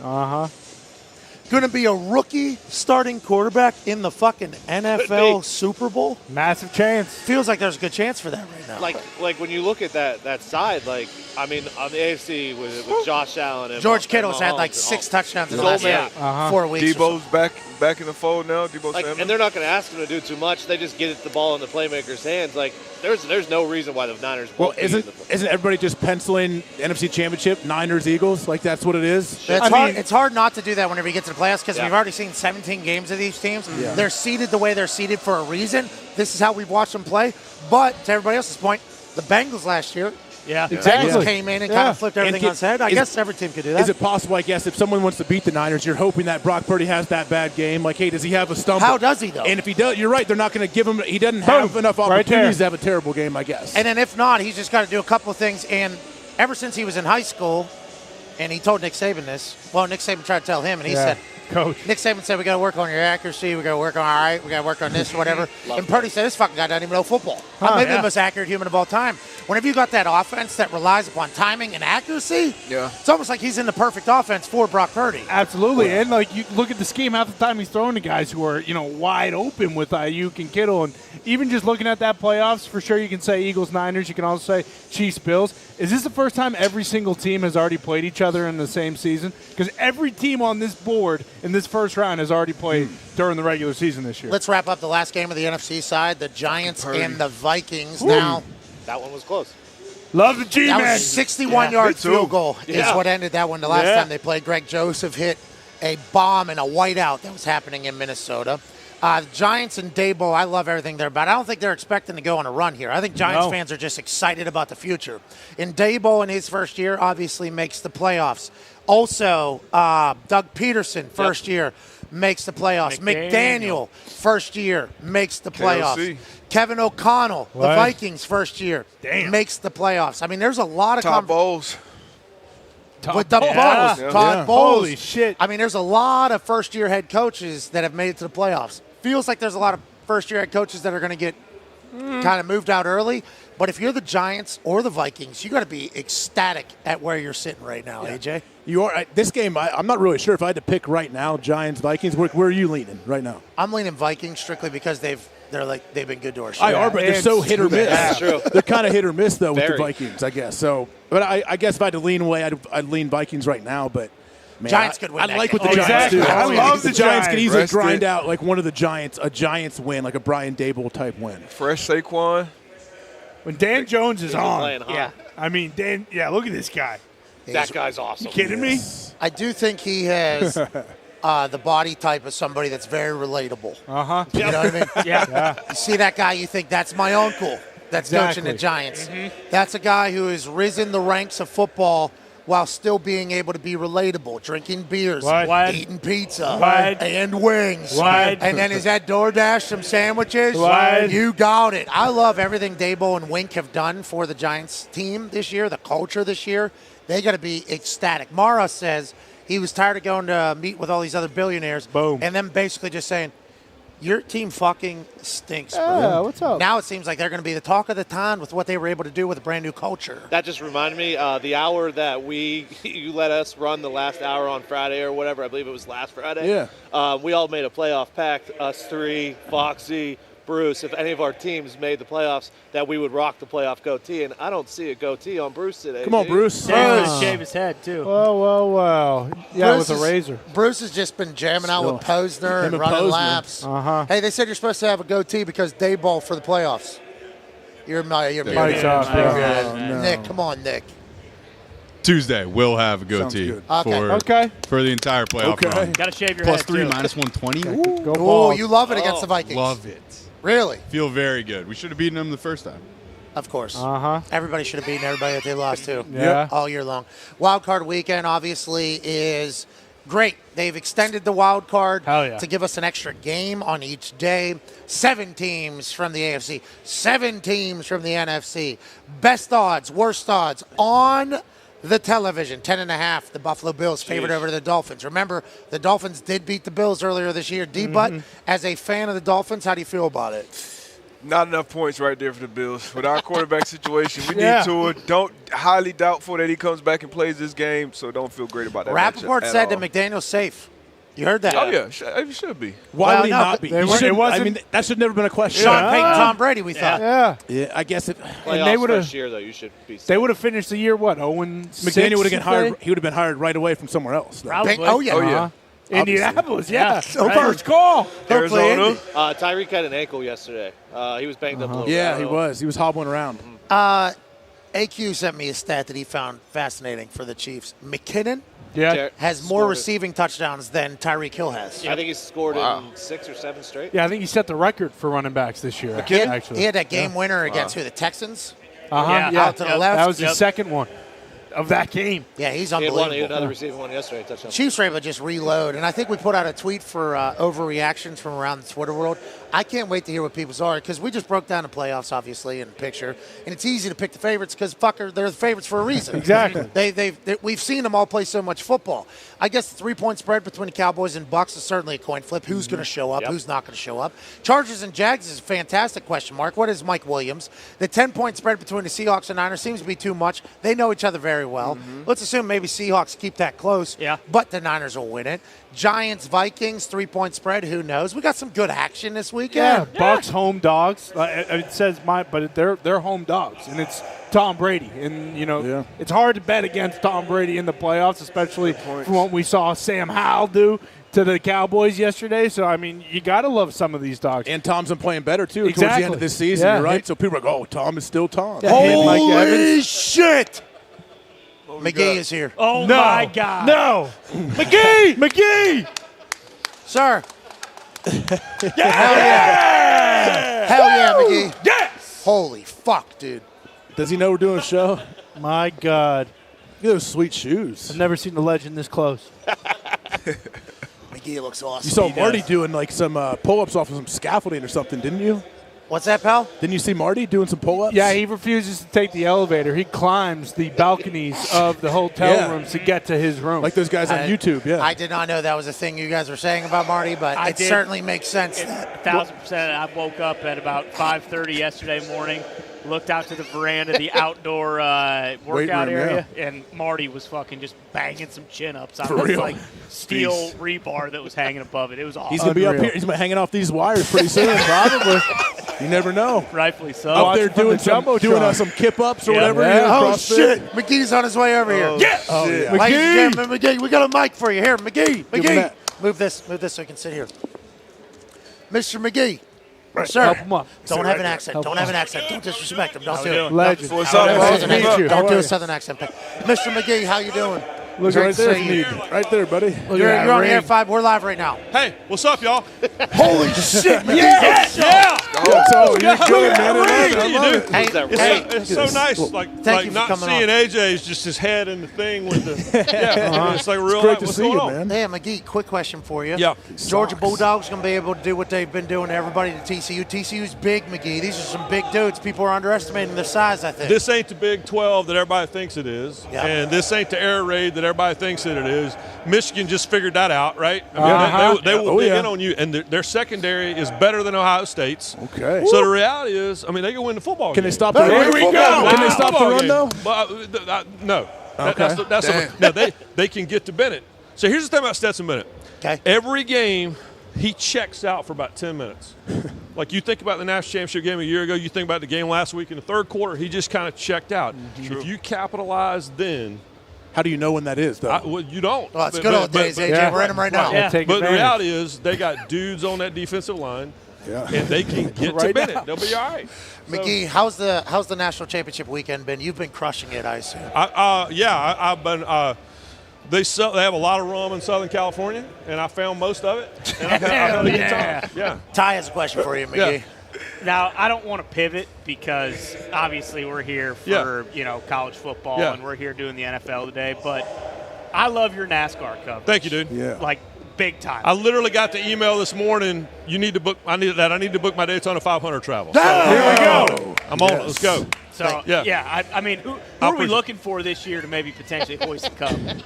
I think Kyle Larson's going to come back hard this year. I do. Wait. I think dude's good. Larson. We got a Kyle Larson problem? No. We don't live in a NASCAR world. All right, I'll give you a name you know. Chase Elliott. Oh, yeah. Cool. Okay. Bill Elliott's son. We know Kyle. We know. But I think what's happening now, though, is that the generational shift is happening. Harvick's almost done. Keselowski's almost done. Danny's almost done. All the young dudes are rolling Hell yeah. in. So, hey, by the way, what about Kyle Busch, KY? Look, you see my Infinity Stones ring? My daughter gave this. It's like the Infinity Stones. It's like a mood ring. Got the Captain it's America. like Marvel. So if I snap my finger, I'll make half of you damn guys disappear. Well, McGee, you got that type of power, and we can't thank you enough for joining us, ladies and gentlemen. I'm so fired up to be here. Yeah. I got a necktie and everything. All right, boys. You're the best. Thank you, McGee. Love you, man. See y'all. Yes, sir. Gotta go. All right, see you, McGee. McGee's on in like 5 minutes. All right, we'll watch. We're going to watch. Let's go. Everybody turn that on. Yeah. Everybody turn that on. Pleasure, McGee. Honor. We do know who Kyle Larson is. Yeah, we just Unfortunately, a lot of people I'm not do. sure if I do. He was an internet gamer for a while. He was. He had a couple comments that. Oh, that fucking guy. Yeah. Bingo. Yeah, he can't race on Twitch anymore. I believe they took him off. Yeah, from iRacing. I will say we have talked about other things in the past, and we've received notices from their lawyers. Yeah. We'll have an update on Brett Favre's situation on Wednesday. That should be a good time. It ain't about that right now. No. We just got a chance to chat with fucking McGee. I'm literally shaking. Yeah. Shell shock. I asked Ty if he had a question for McGee, and he I don't know if you guys saw it live. I don't know when Foxy cut over, but he gathered himself. Yeah. McGee. Thank you for doing that. Absolutely. the other half just showed up. Marty! Oh, he's eating makeup. Marty! Yeah! 1-1. This guy's fucking busy, bro. All right? Man. Lay off of me. I got to put this face on television. We got some. We had a little story time with old Marty Smith the other night. Oh, my God. Can that guy tell a story? Holy shit. That guy's lived right there. That's right. We don't need to be showcasing all of his makeup, obviously. Kind of fucked up by Foxy to do that, but. It's not Foxy. I think it's the other guy. Oh, no, Foxy is on it. Okay. Just checking. It's all right. People know. It's TV. Everybody wears man. makeup on TV. We did not have. I actually did not put makeup on. It was offered to us here. Yeah. Oh, really? Yeah, it was. I didn't know you wanted. That's on me. Yeah, I always need to look better. Hey, I think you pulled off the right thing with the headset around the back. Yeah, looks good. Yeah, looks good. Can't even tell. No, you can't. Feels good. Did McGee say he drinks rum? Yes. Yeah. He said he found all the Like rum. what? Does he mix it? What kind of drinks? He just hammers it. You fucking rum.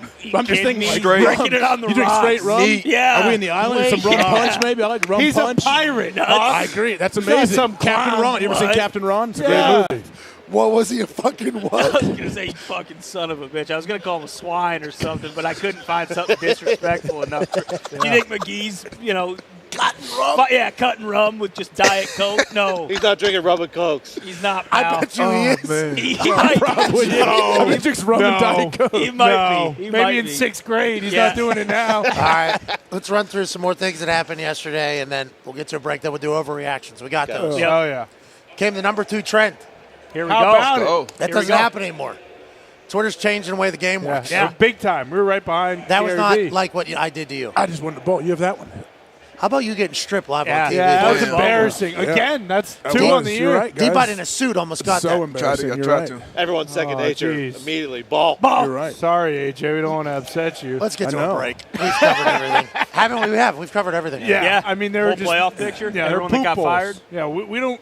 It's not about all the games now. Now we got 6 games. Covered on the tonight. Covered NASCAR. Uh-huh. Bill brought a camera from his bedroom out here. What do you mean? No way. It's still, is it still covered in blood? Smushed From his bedroom. Why are we allowed to be here? We do not know. Whew. Marty and McGee are fucking kicking off one section over right there. Wow. The national championship will be right there, which, by the way, we'll be wandering the field for. What? Game day starts in a couple hours. Come on. We got overreactions on the other side. We are incredibly lucky and thankful to be here. Woo! Honestly. Thank you all so much. We'll be back in 5 minutes. You're going to want to see this. The overreactions are loud. Yeah. What will Marty say? What? Hopefully we get some more. There's a lot of people here. Oh, yeah. A lot of people. So we should be able to get into that suite that we paid for. Hopefully. 100%. Maybe nap a little bit before game day. Here we go. Only have to be live for 10 hours today Live. on a microphone. Say smart stuff. I never say smart stuff. So whenever I'm at the end, people are going to be like, you were tired towards the end. It's like, well, I was tired towards the beginning, Yeah, too. sorry. Anybody ever talk about that? The boys are going to kill it. I can't thank you all enough. It's been a great weekend out here in L.A. On the other side, let's wrap up some overreactions. Let's go around the Twitter world. Let's talk a little bit more about what's going to take place this evening and this weekend. We're in a beautiful time of football. Be a friend, tell a friend. Take 5.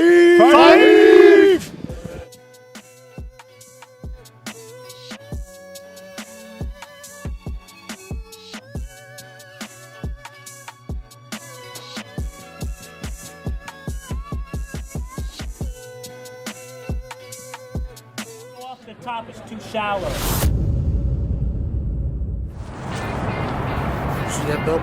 All you're going to hear this stadium do is they put the big paw up. They start shaking it. They go, whoa. Hey, look, things are going good.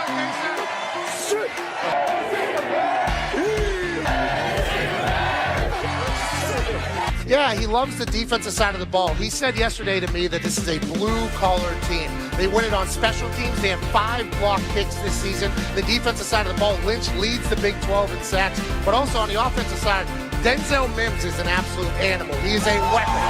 Charlie Brewer, the quarterback from Lake Travis. His dad was a quarterback in Texas. Yeah. His grandpa was a quarterback in Texas. And the people here in Waco just so happen to get a chance to see Charlie Brewer on a daily basis. Okay. Hey.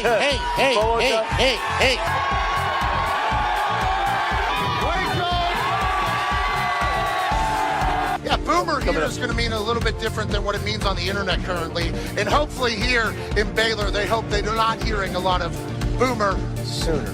Everybody wants to be a punter, including quarterbacks. If I was a quarterback, I'd want to be a punter as well. 0 yards on that punt. That's an embarrassing situation. The Dak dance that gets on national television has led to a lot of losses, but you got to respect the hips being able to.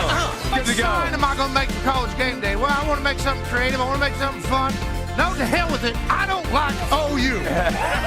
It's so thick. Look how thick that thing is. That's years and years of patience. Right now? Okay, let's do it. We are out here on the Brazos River, which you can take a boat to the game. One of the only stadiums in the country that you can do that. It's beautiful out here.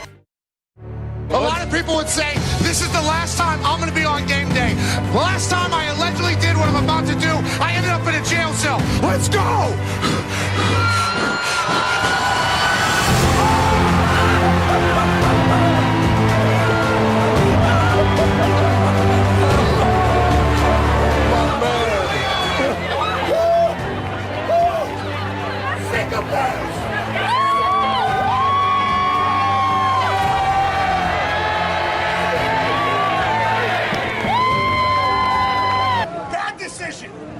Bad decision. The blue kickers are getting a little wet down here. It's a lot higher than I thought. You look like Ric Flair.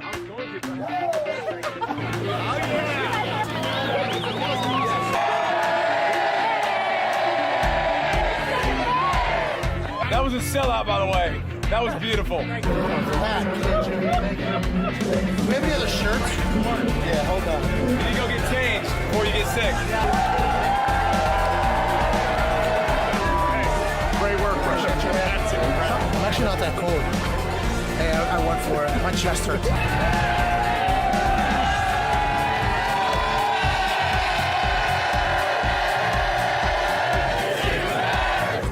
It was like 5 feet. I'm standing there. That's full commitment, by the way.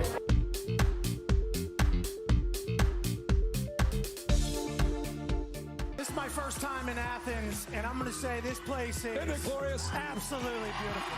There it is. There it is.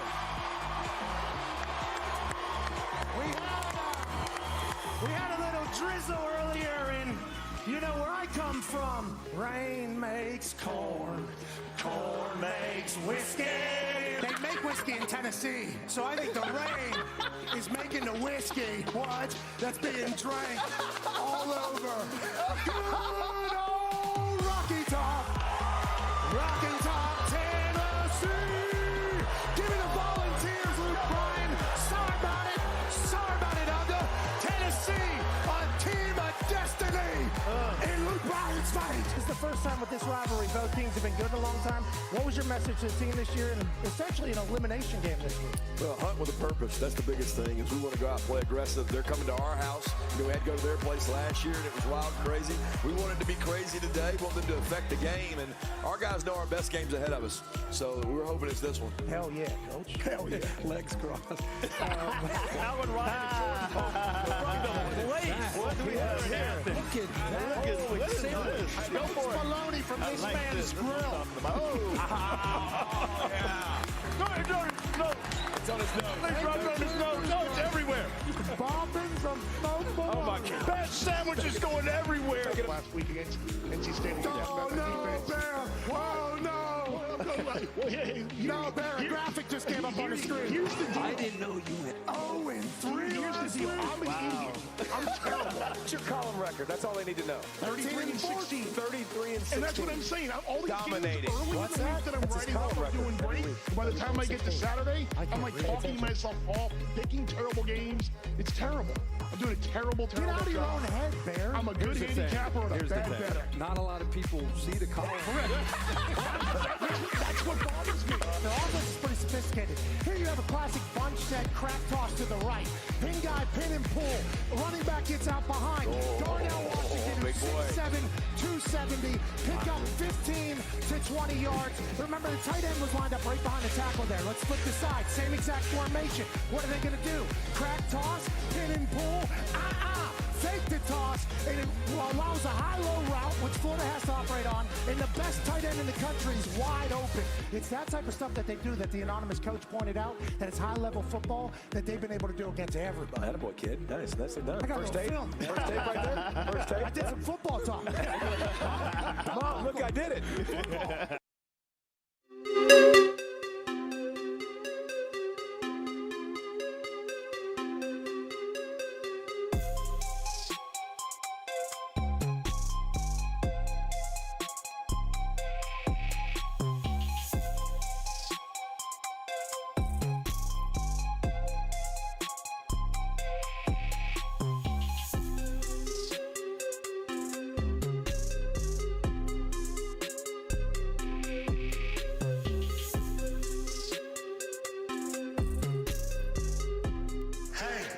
Why? Let's go.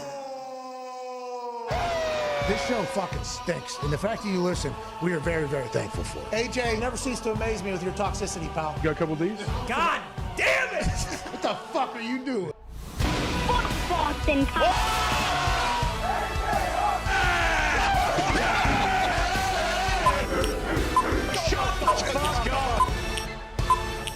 Hello, beautiful people. It is Overreaction Monday, January 9th, 2023. Hour 3, live from SoFi Stadium, starts right now. Football! We'll decide it's college national champion right here on the field, sitting, we're trying to eyeball it, maybe like a 65-yard throw. Yep. That way. Yep. The TCU Horned Frogs will battle against the reigning champions, the Georgia Bulldogs. Live on ESPN, Kirk Herbstreit and Chris Fowler will be calling it. Live on ESPN2, it'll be myself roaming the sideline alongside college football national champion, Super Bowl champion, Ryder Cup champion, video game shitstorm, Right. NBA pundit, Right. COVID survivor, Right. father of 10, Multiple. AJ Hawk. Father of 10. Yep. Absolute stallion of a man, 9-year NFL vet, host of the Man to Man podcast, Everything DB, and NFL matchup show in an incredibly fresh suit. Darius J. Butler. Unbelievable. You'll be wearing that tonight, too, right? Yep. Next 12 hours. Just a little early peek at what you're going to be rocking. Yeah. I can't thank that enough. Ty Schmidt is here, who's had a fantastic showing here in Los Angeles, as had Boston Connor. Amanda got a standing ovation immediately upon arriving at a bar the other day. One half of the Hammer, Dahn, Cowboys. Tone Diggs is here. Tone, great to see you. Thankful that you're here. All the boys in the back, thank you, everybody at ESPN that has made this work. We can't thank you all enough. Speaking of work, there are people currently looking for work on this Monday, the day after the regular season ends. A lot of people being fired. A lot of people being moved. A lot of teams' futures in question. There are currently 5 head coaching jobs that are open.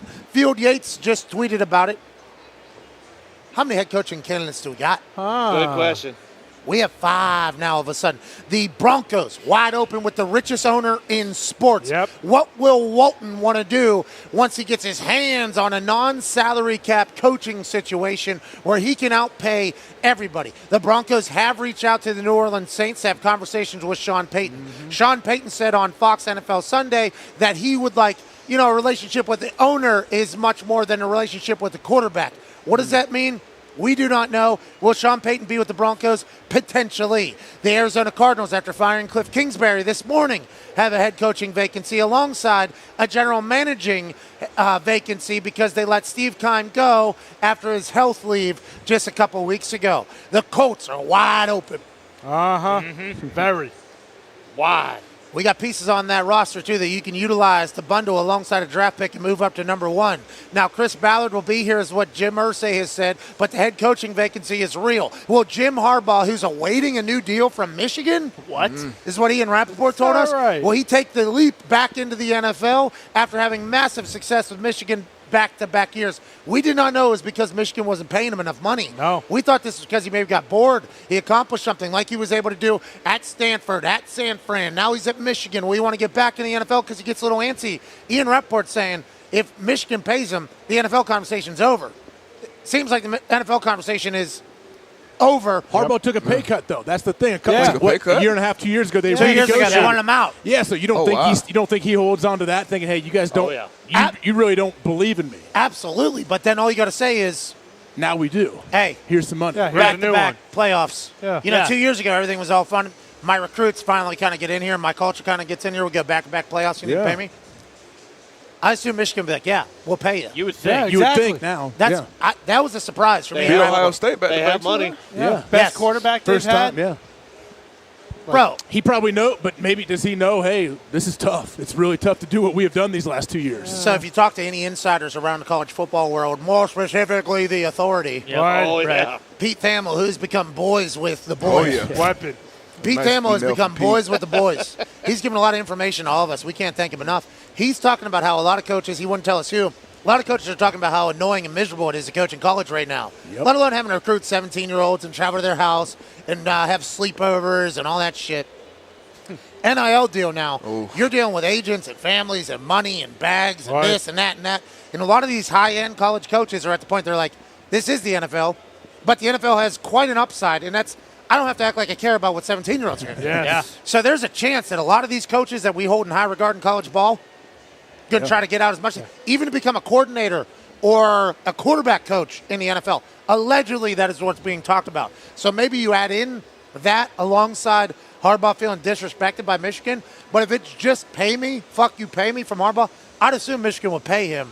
I don't know why this conversation is continuing to go on. I mean, you'd think so, but why would you even leave the door open then for like an NFL team to wow him and have him be like, you know what, I actually do miss coaching in the NFL. Yeah. Like, cause do they know that that's what he's thinking? I would assume Michigan knows. They that would have to. So they would have had to say, no, we're not paying you then, right? That's why Rapp's even saying that? Right. It sounds like they have cold feet on getting to his number. Taylor Lewan. What are you guys doing? Come on. What's that about? What are you doing? What's Taylor Lewan doing? Figure it out. I'm telling you, you don't think there'd be some hard feelings on your end. If 2 years ago they came and said, hey, let's renegotiate. You need to take less money, and then you go back to back. Yeah, but like I would assume then it'd be like, hey, remember. Yeah. You know? Uh-huh. Yeah. And then the other side would be like, remember we were trying to get you out then. Now it's everybody else trying to get you out, not us. Yeah. I with the way coaches get paid and how often they get paid and how there's new contracts and renegotiation and moving and Michigan's going to pay, right? Well, I don't know. Fuck it. Let's move on. Colts have been linked to Harbaugh, though. I guess. Thank you, Michigan. Top 5 pick. With all your billionaires everywhere not paying them. That's awesome. Thank you. Not Jeff Saturday? We don't know. I don't know if Jeff wants to do it. He'll have a good chance. Yeah. He shouldn't want to. Jeff should. I don't know who would want this coach job. Exactly. Multi-year rebuild or what? You still got pieces in the locker room. The culture is obviously the issue. One of the issues. You got a top 5 pick. We'll see if Chris Ballard decides to stay there or if Jim moves on from him. So that'd be an interesting situation. But it's not a terrible job, I don't think. And being an offensive coach like Harbaugh is, can you imagine, coming back to the NFL? Number 1 pick. With the number 1 pick. You get your pick of the We got the 4, but you can bundle that and probably get the 1. I assume a lot of people are going to be trying to get the 1, depending upon how everybody feels. But Harbaugh's in the Ring of Honor for playing a year and a half with the Colts. That's right. Time to earn that. Jim Irsay, you know how Michigan said you ain't getting paid to do what you do? Yep. Jim Irsay's like, brother, we'll pay you. We'll put you in the fucking Ring of Honor. You didn't really do anything. We're giving Frank Reich $9 million until 2026. You don't think we'll pay you? Come on. All right. Man. Panthers have an opening. Although Wilkes is seemingly won over that locker room and an opportunity to coach that team. Second richest owner in the NFL. And that only gets talked about, and we've mentioned it because there is no salary cap for the coaches. So whatever the fuck they want to pay, whatever it'll get the job done, they can do that. Will that be a detriment or a benefit to Steve Wilkes, who's got the boys humming? I do not know, AJ. I mean, they went 7-10. That's much better, I feel like, than if you would have talked to us in September, October. We thought this team's going to be number 1 overall pick, most likely. People thinking back then, and then, I mean, it was a respectable team, I think, at the end of the season. Speaking for a team that could have been the number 1 overall pick, but they beat the Colts last game of the year. Texans wide open as well. Go ahead, Tony. Panthers almost won that division if they didn't give up 3 fucking goes to Mike Evans. Yeah, man. In one game. What do you have, 432 yards or something like that? They were up the entire game. So then the Texans are the last one. So obviously 2 of the teams, 3 of the teams that were competing for the number 1 overall pick have vacancies. Yep. So that is probably how the NFL should go. Even though Rappaport says we don't want to celebrate people getting fired, we agree. Okay? But we as fans also don't want to have to fake celebrate our team sucking forever. And sometimes it just doesn't work. There's a lot of great football coaches that have been fired. There's been a lot of great players that have been fired and then been able to find their way going forward. These are the 5 openings. Who knows how many GM openings? Do you think Texans they think it's a good idea to fire like back-to-back years? Like, you just keep firing? Well, Coach Dave. Coach Dave. Chewing on his tongue. I think Coach Dave, who did chew on his tongue. He did. That was one of his moves. Yeah. We've seen it all over TVs. It was sweet. Seen it all the time. Coach Dave had those boys playing a lot better than Lovey did. Yeah, he did. They won the first game. What's that all about? Davis Mills played like ass this year. Whoa. That's a big step back. I love him. I love him, but he took a massive step back. Because at the end of last year, we were saying, like, oh, he actually might be the guy moving forward. And now it's like, nah, we're drafting a quarterback. This guy stinks. He can't do it. Darius, which one of those jobs you want the most? Give me Arizona. Yeah, with Really? Kyler? Really? I don't see Sean Payton. I don't know any of those jobs that fit him the best. If he goes to Denver, does he want to deal with Russ? If he goes to Arizona, does he want to deal with Kyler? Russ is back. Houston, why would Sean Payton go to Houston? Russ had a hell of a weekend. I feel like Denver might be the best place Denver to go. possibly, because if you say he doesn't get along with Kyler, Kyler's going to be there for a little while. Russ, I guess he is kind of too, though. Yeah, well, they came on at the end, and they have the richest think he saw owner. enough? You think Sean Payton saw enough that said, I can go win a Super Bowl with Russell Wilson? He's going to get the power to say personnel. Exactly. Yeah. They're the richest owner, so they can literally offer him. You're right. He's the belle of the ball, right? Yeah, you get $20 million a year. As far as places to live, I heard Denver is beautiful. It's awesome. It is. They got similar laws as this place. Yeah, they do. Right. Connor talks about their airport all the time being some kind of weird situation. Yeah, they got stuff going on, but football, strictly speaking, I mean, what are you talking about? I don't know. Con always brings up whatever's going on Why outside do their your airport. fingers always got to point the other direction? My fingers are I actually very just straight. caught I've been a seeing glimpse of pictures them. of other guys, and they take 90-degree turns. Mine don't take any turns. That one used to. No, I mean, they take Oh, my God. It's disgusting when you see it in person. Not it bad. really is. Not bad, AJ. D-butt. They're exaggerating. Good count, D-butt for the truth. So the belle of the ball, Sean Payton. McFarland. Yeah. Ooh, yeah. He's got Torrey multiple that turned. Oh, Torrey Holt's painful. Sean Payton said 7 out of 10, his likeliness of returning to NFL Fox. What about- He's on the show, though, so you got to add at least a point and a half. True. Come on. Because he's there. Right. It's like, hey, you going to be here? Yeah. So that's like a point and a half. So he's over halfway thinking he's going to go back to Fox. Also leverage. Exactly. Also massive What leverage. if, Sean Payton talking on Fox about what he's looking for. He says ownership and front office matters most to him. That comes first before city/quarterback. Asked 1 to 10 what are the chances he'll be back at Fox while he's on Fox. His answer was 7. So let's go probably point and a half down. He's probably about 50-50 right now, 5.5. That was exactly what Michael Lombardi said about Sean Payton. So good read by our Paisan friend Lombo. But he's going to get offered so much money, I assume. What about, there was a report about McVay this weekend. What if this one opens up? Jeez. What, Chargers? No. Rams. Why would they move on from Sean McVay? No, he would go to Yeah. TV. Yeah. He said the way he answered it was very like, right now I'm worried about this team. And he said those are obviously, it was a good promo. He said all those things are going to come up are a compliment to what we have built here. And I have said that I have interest in doing that whenever I'm done coaching. And I still have interest. So this is always going to come up. But what I'm worried about right now is where I'm at right now, which is this. So he did not dismiss it later, which, by the way, great marketing, great leverage, great negotiation for McVay. However many bags allegedly Amazon was going to give him $20 million. Yeah. Ooh, boy. And I will say, as somebody that was negotiating with Amazon at a pretty similar time, that piece of information was a great piece of information to come out publicly. But that is what Sean McVay could potentially be. He literally could be the next coming of John Gruden in the booth. Yes. Not in the emails, but in a booth. Sure. So I think people would love listening to him. And his resume checks out. He's already a Super Bowl champ, been a coach of the year. Yep. He wants to do it. Doesn't he want to do it, though, coming off of a good season? He doesn't want to do it coming off of this season. Doesn't matter. All the shit coaches go right to TV. But it does matter. Like, I think it matters to these guys. They're competitors. They're coaches. They don't want to say, oh, well, then I just had a terrible year, and so I said, I'm going to go make $15 million to be a color analyst for 15. something. You think it's going down? No, I mean, because he had a bad year. 25. But maybe they will want a little discount because that was part of what they were saying, well. though, which makes me think he knows something about Stafford and Aaron Donald and some of those other guys. The idea was like, hey, he's not interested in being part of like a 2 to 3 year rebuild. He doesn't want to do that. So maybe he's already had conversations and knows like, hey, those guys aren't 100% coming back next year. I can't see him being out of football too long, though.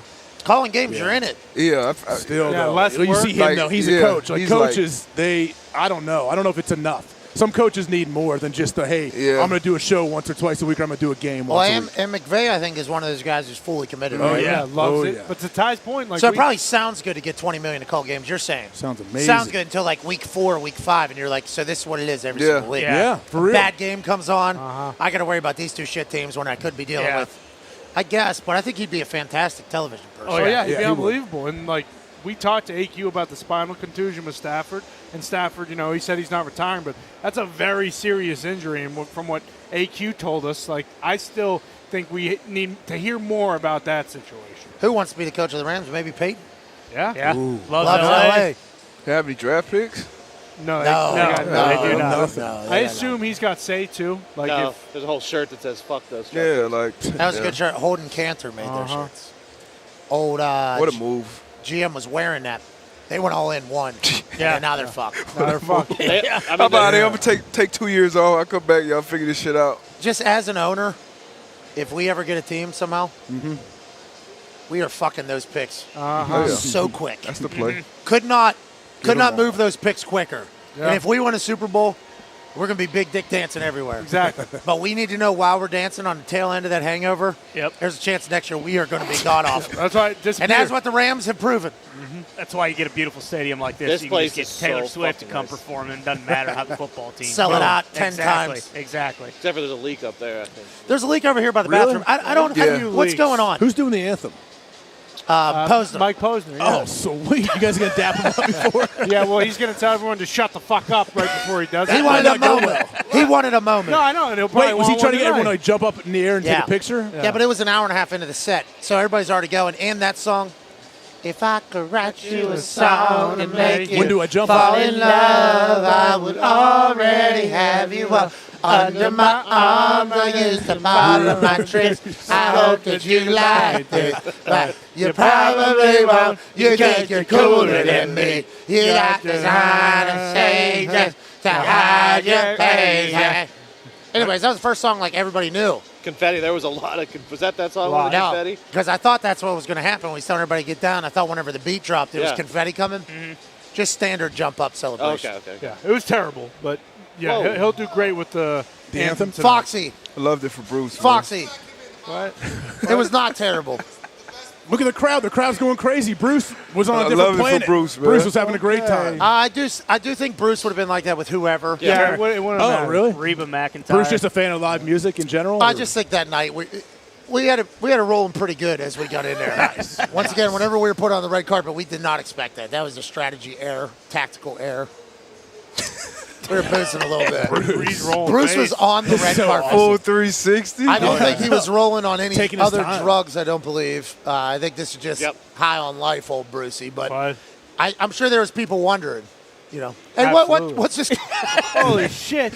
Hey, remember McAfee and the boys came in here and they had the guy that was rolling his face off? Remember he was sprinting through everywhere? Oh, yeah. I think Bruce is his name or something? Bruce like, no, I've been at the bungalow since 2 in the afternoon. All right, let's do some overreactions from around the Twitterverse. This morning we put out a tweet that said, hey, for the last time of the regular season, it is time for you to lose your mind on the internet and not be judged. No, you'll be celebrated because your NFL fandom and your emotions are what make this NFL the NFL. Hell yeah. The biggest, baddest, best league on earth. Ratings just going through the roof. Connor just did some research earlier. Out of the top most 100 watched things on TV, football was 90 of them. Jesus. Tonight, what's going to take place in this particular one, college football, it'll probably be the 4th or 5th most watched thing of the year. Obviously, you got the Super Bowl. You got both championship games. It'll probably be Michigan, Ohio State will be in there somewhere, and a couple other rivalry games, and then this will be in there. Football is king. The NFL is king. And for the last time, we asked the world, go ahead and lose your mind. Hell yeah. We asked people to use the hashtag PMS. I don't want to overreact, but... And people want the town. Number 2 overall trend in just a mere moments or whatever, because there's a lot to talk about. Let's get to the first one. Ty Schmidt picked these out. One true birdie, the bird or Sir Birdie, a very active Twitter account with our show. I see this fucking bird in the mentions all the time. Tweet is how they always start. Waste characters just to maintain the gimmick. Like it. I respect the bird. That's right. Go, Birdie. Hashtag PMS, I don't want to overreact, but put all your money on the Cowboys to lose in the first round. The Cowboys have played themselves in the Cowboys postseason shape. The proof is how bad they played yesterday. How do you look that bad the last game of the season, A.J. Hawk? I mean, this isn't too far off, I feel like. You never know with the Cowboys. Don't people think, hey, the Cowboys are going to do what they do and they're going to melt down the playoffs? Yep. I'm not saying it's a guarantee, but I understand people. If you're a Cowboys fan, I would be a little bit worried right now. A lot worried. Stephen A. Smith doing what Bruce was doing in that crowd right now, waiting for the Cowboys to give it up. They can't run. They can't really do much. What happened to him, D-Bud? No clue. I don't know. The offensive line you thought would be a strength. Dak coming back, especially how Cooper Rush was playing with the boys, you thought they were just going to roll, but it hasn't been that. It has been a week-to-week league this year more than probably any other year. So I think you said it early before we went on that they play shitty one week, they play good the next week. So who knows, man? Is Pollard still out? Because, I mean, he's an absolute difference No, maker. He was in? He played more than Zeke. Yeah. Like, they just laid an absolute egg. What is it, 6 straight games of turnover? Pick? 6 or 7 straight games. 7 after yesterday. 7 straight games of the pick. 6s, too. It was a question from Sneaky Hembo this morning to Rex. Who has the most consecutive games with picks? Because that's what they're doing with Dak right now. The most consecutive games with an interception. And Rex Ryan goes, Hembo wanted me to say Brett Favre. Because Brett Favre, obviously, loose cannon. Yeah. And he hates losing games. Absolutely hates losing games. Among other things. Update on Brett Favre's situation on Wednesday. Yep. It is a hilarious one. It is a hilarious one. Fucking epic in our show's history. All time. Got it this morning at the house, forwarded by my wife to me. You have to see this before you go live. Full update on Wednesday. Shout out to Brett Favre. Shout out. Love you, Brett. Well, I don't know. I don't even know where I was headed because I don't know how we don't just say what happened to us from Brett Favre's team this morning. No, this deserves a full breakdown. Anyways, not Brett Favre is what Rex said. He said Joe Namath had 20 straight games. What? Jesus. Joe Namath threw a pick in 20 straight games. What? Fucking Broadway Joe, Hollywood Joe from Western Pennsylvania. 20 straight games through a pick. That's what I learned this morning from fucking Get Up with Sneaky Hembo and Rex Ryan. Nonetheless, Dak Prescott's that question's being asked because of what Dak's doing. Never good. Nope. Who was the guy from the Texans who had like Matt six? Shaw. Yep. I thought that. Oh, yeah. He was a pick six. Yeah. Every week it was just like, oh, I'm going to throw an out behind and late, and then boom, it's going the other way. See ya. He was becoming like an expert on that. Got my first one off my shot. Yeah, there it is. Thank you, man. Were you part of that record-breaking? He had the most pick sixes in a row. I don't know. That was 6 2009, so probably not. No, maybe. Yeah, it could have been. That might have been it. Let's go to another overreaction, shall we? This is from Cody Upenya. This guy gets sucked up when he's playing linebacker. How does he want you to say that? Cody Upenya. Yeah. Upenya. Upenya? He'll get Upenya. Yep. Cody Upenya. Hashtag PMS, I don't want to overreact. But the Green Bay Packers are fucking dead, dude. Rodgers is going to retire, and we're going to have 30 years of misery after 30 years of Hall of Fame quarterbacks. I was at the game last night, and it seemed as if he may very well be done, and that means so is the franchise. Ty, I'll let you take this one away. You're the one that picked these tweets to be used. Is this common practice from the Packers fans right now? And are you losing all hope that Aaron Rodgers is coming back as a Packer next year? Not losing all hope. I do think he will be back. I don't think he wants to go out like that. I mean, I suppose I could see him maybe playing for another team. He's definitely not going to retire. But, yeah, this is what's going on in Packerland right now, because I think we all realize that team's going to look a lot different if Rodgers isn't at the helm. What's going on? Holy shit. Tim Tebow's here. Yeah. Tim Tebow. Hey, Tim. That stage is going to explode. Tim Tebow, Marty, and McGee. Spotsy getting them? If you're watching the show, stop. Get out of here. There is a camera. There's a show somewhere that has Marty, McGee, and Tebow. Oh, my God. Look at that cut. The most handsome shot in our show's history. Not only do you have multi-time Heisman and national champion, the epitome of handsome, Tim Tebow, but the back of that head you see with the perfectly placed hands sitting there in the electric blue sport coat, that's fucking Marty, and next to him is McGee. Marty, McGee, and Tebow. Holy Are shit. you kidding me? History. Stop watching this show. History. This is not normal. No. This is in the city of angels. City of stars, that's right. That The makes you angels feel have a little aligned. better, though. Yeah. Oh, my God. Unbelievable. I didn't want to stop you mid-take there, but hey, holy thank shit. You. I mean, what else are you going to do? You know? Let's get to another overreaction there. Packers are dead. Is that what you're saying, Ty? If Rodgers doesn't come back, we'll see, because I don't know how good of a coach Matt LaFleur is. Oh. Was he not pumping up the sideline? No, he was at the very end of the game. Yeah, so that was pretty sweet. That walk. Is that why he threw a pick? Because the place was so loud. It could have been. Couldn't hear. It could have been. Oh no. I think my favorite part of this whole thing Yeah. is the fact that we get treated as if we are professional like everybody else. Yeah. That's ridiculous. We are. When in Rome, by the way, AJ, Hawk. do as the Romans do. That's right. Right. Okay. Right, AJ? Yes. What are you doing? What are you doing? Why are you guys mocking me? We're not mocking you. This is professional. Nobody's mocking you. We saw the ultimate perfection. Jeez. Is that a bomb? Posner? Jesus, Yeah, it might be Posner. you can't say that in here. Posner sound Yeah, check. that's him. Shut the fuck up. Get down. No. That was just what he said the other night in a corporate. Oh. Those end zones are sweet. I will say everybody needed to pay a lot more attention to Posner whenever he was performing over there. And if you would have paid attention, you would have got a great show. Because he took a pill and a Ibiza. What other songs did he play? To show They all suck. he was cool. And we finally got so about 10 years old, but fucking it was something to do. He's living out in L.A.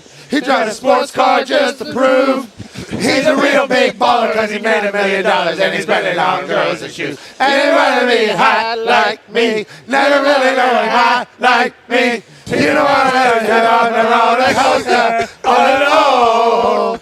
You don't want to ride a bus like this. Never know who just like this. You don't want to step up on that stage. Step up on that stage. Oh, I know. Sad song. Sad song. Oh, I know. Sad songs. Sad songs. Yeah, he started crying. Did he really? Yeah, he does have a lot of sad songs. Wait, he started crying? Yeah, at the end. He actually he missed the beat on one of those songs on Ibiza, actually, the only one I was looking forward to, because he had to gather himself for a second. Listen, you would have cried too if you saw the way that Lee Corso was fucking rocking That's it true. was unbelievable. Can we get some footage of Lee Corso killing the sack? He said no phones when he was on. Oh, I get it. He put him in the yonder bag. Yeah, Probably. Yeah. Got it. Holding the Okay. 2 Let's go to minute another note. overreaction, That's shall crazy. we, boys? This one's from Oh, shit. Oh, wow. COVID Cowboys 69. Corey Right. Johnson. This guy's biting your style a little bit, That's Tony. Tony. Oh, no. Is this a member of the crew here? What's going on? Somebody hacked my burner. All right, so this is Tone Diggs, hashtag PMS, I don't overact. My Colts aren't going to take the top QB in this draft, and are going to stick it out for another year with the astronaut. Guarantee we suck for the next 2 to 3, just a hunch. What are you laughing at? He's so right. This guy couldn't be more right. This might be the smartest man in America. If this is your burner, kudos, because the Colts are going to suck for the next 2 to 3 years. And guess what? Windows closing, Jim. Hey, Jimmy, guess what, pal? 2 Super Bowls. It's 2023 already. You better wake up. We talked about a couple trades, Pat, What happened? for the first overall pick. Yeah, while we were at the Jonathan sports Taylor, bar. DeForest Buckner. No, never Well. said that. I do think there's a couple others that we could piece together with the number 4 overall pick and move up to number 1. Quentin Nelson. To get Will Levis. Either way, whether they take a quarterback or not, it's probably going to be 2 to 3 years of No. rebuilding type Doesn't process. have to be like that. First year head Doesn't have coaches, to be, bunch yeah. in the playoffs. Look at Brock Purdy. If they take a quarterback, they're picking the wrong one. I don't know what we mean if that they're going to get the right guy. They picked whatever they do, it's going to be wrong. Colts don't fuck up when they draft the quarterbacks. True, that's true, actually. Oh, you ever heard of Peyton Manning? You know? Yeah, people wanted Ryan Leaf. Yeah, that's right. Well, who cares how it starts? Because look what happened with Quentin Nelson. Look what happened with He's not some a of their- quarterback. No, He but plays he's offensive line. He's a draft pick. Are they going to draft a guy who's a rookie who's going to come in and restore culture? Is that what's going to happen immediately? I fucking heard Maybe. C.J. Stroud is doing it. Is that what C.J. Stroud does over Oh, there? yeah, he does Yeah, that. bought He's a suits. culture builder. He bought That's suits what he for the does. entire They're- Builds him up. They won't take him. Hey, Yeah. here's church. Oh. Here's Staple. Right. Look aside, here's all the people. And that's who C.J. Stroud leads. That's right. Yeah. He It's all bought the suits people. for his entire Also, team. Thank you you. give Jeff a full year Yep. to Yes. Yeah. rebuild his culture. Parks a full year to kind of just keep. I don't know if Dialing Parks up the Frazier offense. needs to get the headset again. That seems like something maybe he's 10, 15, 20 years removed from. Yeah, he's got a lot of Shane Gillis in him. I Well, do think He got Shane thrown there's a into the chance- fire. Shane Gillis? Yeah, I The think there's comedian? a chance that the Colts trade like back, that. maybe He's invest great. in the future draft. I don't know. Anthony Richardson out of Florida, make that a What project position? to play quarterback. Tight end. I must Sure. ask that when we were calling the Vegas Bowl and Florida was in it, and they were like, Anthony Richardson is opting out of the game to go to the NFL. I said, what position? There was 8 straight games he did not throw a touchdown in. He's going to be a quarterback in the NFL. I assume he's going to be good, and he just wants to get out of Florida because of the way it is. But, like, Will Levis, I guess everybody's saying the size. He's Sure. the guy. Yep. He could be his size and And everything. arm. He's got Josh Allen arm. body. Yep. Uh-huh. Then they're saying Bryce Young, Steph Curry. He's Steph Curry. He's a game Magician. changer. He is. Where I heard there is a little bit undersized. So will he be able to stay alive behind our offensive line? Who knows? No. C.J. Stroud is not good at football. So don't draft him. No. C.J. Stroud's bad at football. That's right. Yeah. Leave him on the board. Leave him on the board forever. Yep. Texans might trade up and take him. You could call Yeah. Casario. He's been on the show. Is he not getting fired? Because people were saying Casario and Lovey were getting fired. Saw that. It but was seems just like, Lovey. Yeah, Yes. Casario, I think, put out the statement about Yeah. Lovey. He did. Casario's, what if that's what the McNair family's doing, by the way? Hey, fire your guy. It was your fault. And then they're going to say, also, you're fired now. You're fired. So he has to go through the misery of firing somebody publicly. Yep. And then also, now you're fired. I Your like- last move was going to be firing somebody you like. I like Casario. I did too. Yeah, he'll come back to New England. It'll be Yeah. fine. He's still a general manager for the Texans. Yeah. For now. Con, you know. speaking of New England, are they going to keep their coaching staff intact? Who cares? We suck. I'm curious, though, for real. Can't. He's not going to move on. Like, he's not going to fire Patricia, is he? No, Cliff Kingsbury will come home too, and Oh. we won't have to pay him anything because he's getting paid for the next 6 years. Sources are Think saying Cliff wants Cliff to do that? Kingsbury might be having an okay time for a little bit. Yeah, sure. That's fine. Have the summer. Enjoy it. Signed an extension 10 months ago. Dude, for how many years? Man. 5? Yeah, 4 or 5. 2026, I thought. So, yeah, 5 years. Good. Go ahead and live, Cliff. Congrats, Cliff. So Congrats, Cliff. do you settle or do you get the rest of your contract? How does that work? You get the rest. If he signs somewhere else, they will have to make Got up the it. difference. Yeah. So that's why all the coaches do consulting deals so that the other team has to pay them and they don't get to make Bingo. shit. So then it's an offsetting thing. Yeah. Cliff Kingsbury, I mean, who knows what he's up to? Maybe he comes save somebody else's offense. People are thinking maybe he goes to college ball. He's paid for the next 5 years doing whatever the fuck he wants. Yeah. And he still looks as cool as he looks. So. That's right. You know what we haven't talked about in that team? JJ had a nice little last game. Couple sacks. He did. Yeah. He's the man. JJ Watt will be missed. Won't he? Greatly, yeah, but he's going to be on every network's going to throw millions of dollars his way to try to get them on their TV screen. Let's have a moment of silence for JJ Watt's playing career. Okay. He was big, wasn't he? Yes, he was. Still is. Just big white fuck from Wisconsin. Strong like bull. He was better than everything, wasn't he? Right. He'd bat balls down. It wasn't a bat, no. It was a JJ. Wide. They had him play offense like Vrabel, but just like times 10. Running fades. Unstoppable. He's blocking field goal kicks. Wide. He was energizing the entire town. Wide. That town he raised $46 million for when he did it. Wide. His two brothers wore his jersey at a game the other day. Wide. Win. He's not retired because he's a baby daddy. Wide. Hell of a run, JJ. Hell of a run. Nice job, JJ. Well done, JJ. We'll miss you, JJ. TJ Watt, when he's on the field, JJ's brother. Yeah. Same birth canal. Sure. Different players, same position. Yep. 8-2 when he's on the field this year. 1-5 or whatever when he's not. Pretty good. Like 30 more sacks than when he's not. 18 turnovers when he's not. That's an MVP candidate. Yeah. Steelers just didn't make the playoffs because they suck, right? No, it's That's what you were saying. No, it's because AJ. Flacco. It's because Flacco sucks and he couldn't score more than 6 points. Well, I tell you what, though, transition from Big Ben to what they have in Actually, Kenny not Pickett, bad. a lot of hope in Pittsburgh. Great job by Tomlin. A lot of hope. They're not dead. Yeah, completely agree. We have a hard out in 23 minutes. They said you can't be doing any of that extracurricular bullshits. Okay, we're in and out of here. What? What about the delay to the start of the thing? Do we get to push back an extra 13? Yeah, add that on. Yeah, I think so. You have to add that on the back end. That's how it works. Now, granted, I should probably get out of here because we are going to be on TV for another 7 hours today. That's right. Let's go to another overreaction. The Watt family done good, though. Yeah. Lucas Love III, this guy, not a fighter, a lover. No, That's it loves love. Look at that truck. You know what's been going on in that truck bed at Lucas Love's house? A lot of sucking. Hell yeah. They used to call him Sucking Lucas Love. Hashtag PMS, I don't want to overreact, but Chargers stink. They lost this sorry-ass Broncos.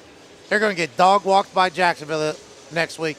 Hashtag Let's ride. I don't know if this guy's a Chargers fan or a Broncos fan. Nonetheless, what do you think about that, Darius? Not buying it. Not buying it. I like the Chargers. All right.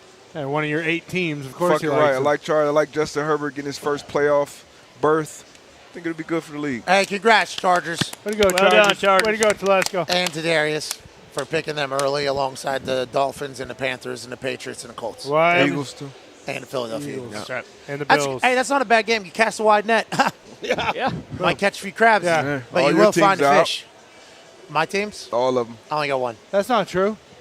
Patriots, Steelers, Packers, Colts. Oh, pipe done. down. You played for the Bengals. Bengals. Yep. Yeah. Oh, yeah, there we go. It's a little chilly. They're saying rain's going to be coming in abundance during the day. Actually, just got a text message about potential lightning delay, what we will do. You're lying. There's no lightning here. Well, that's not the case because they have had a lightning delay in this particular stadium before. That's right. I thought this was California. Very first game, actually, I think. I wish we could. Hey, Foxy, can you just turn?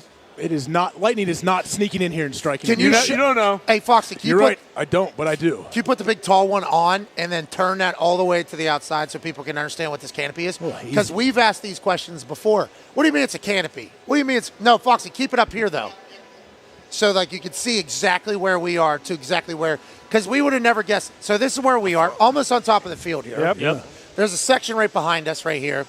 And then, obviously, Foxy, go ahead and spin that son of a bitch. See you later, camera. It's 10 digs. He looks great. There's where Marty McGee and Tim Tebow were. That's right. Right there's outside. Yeah.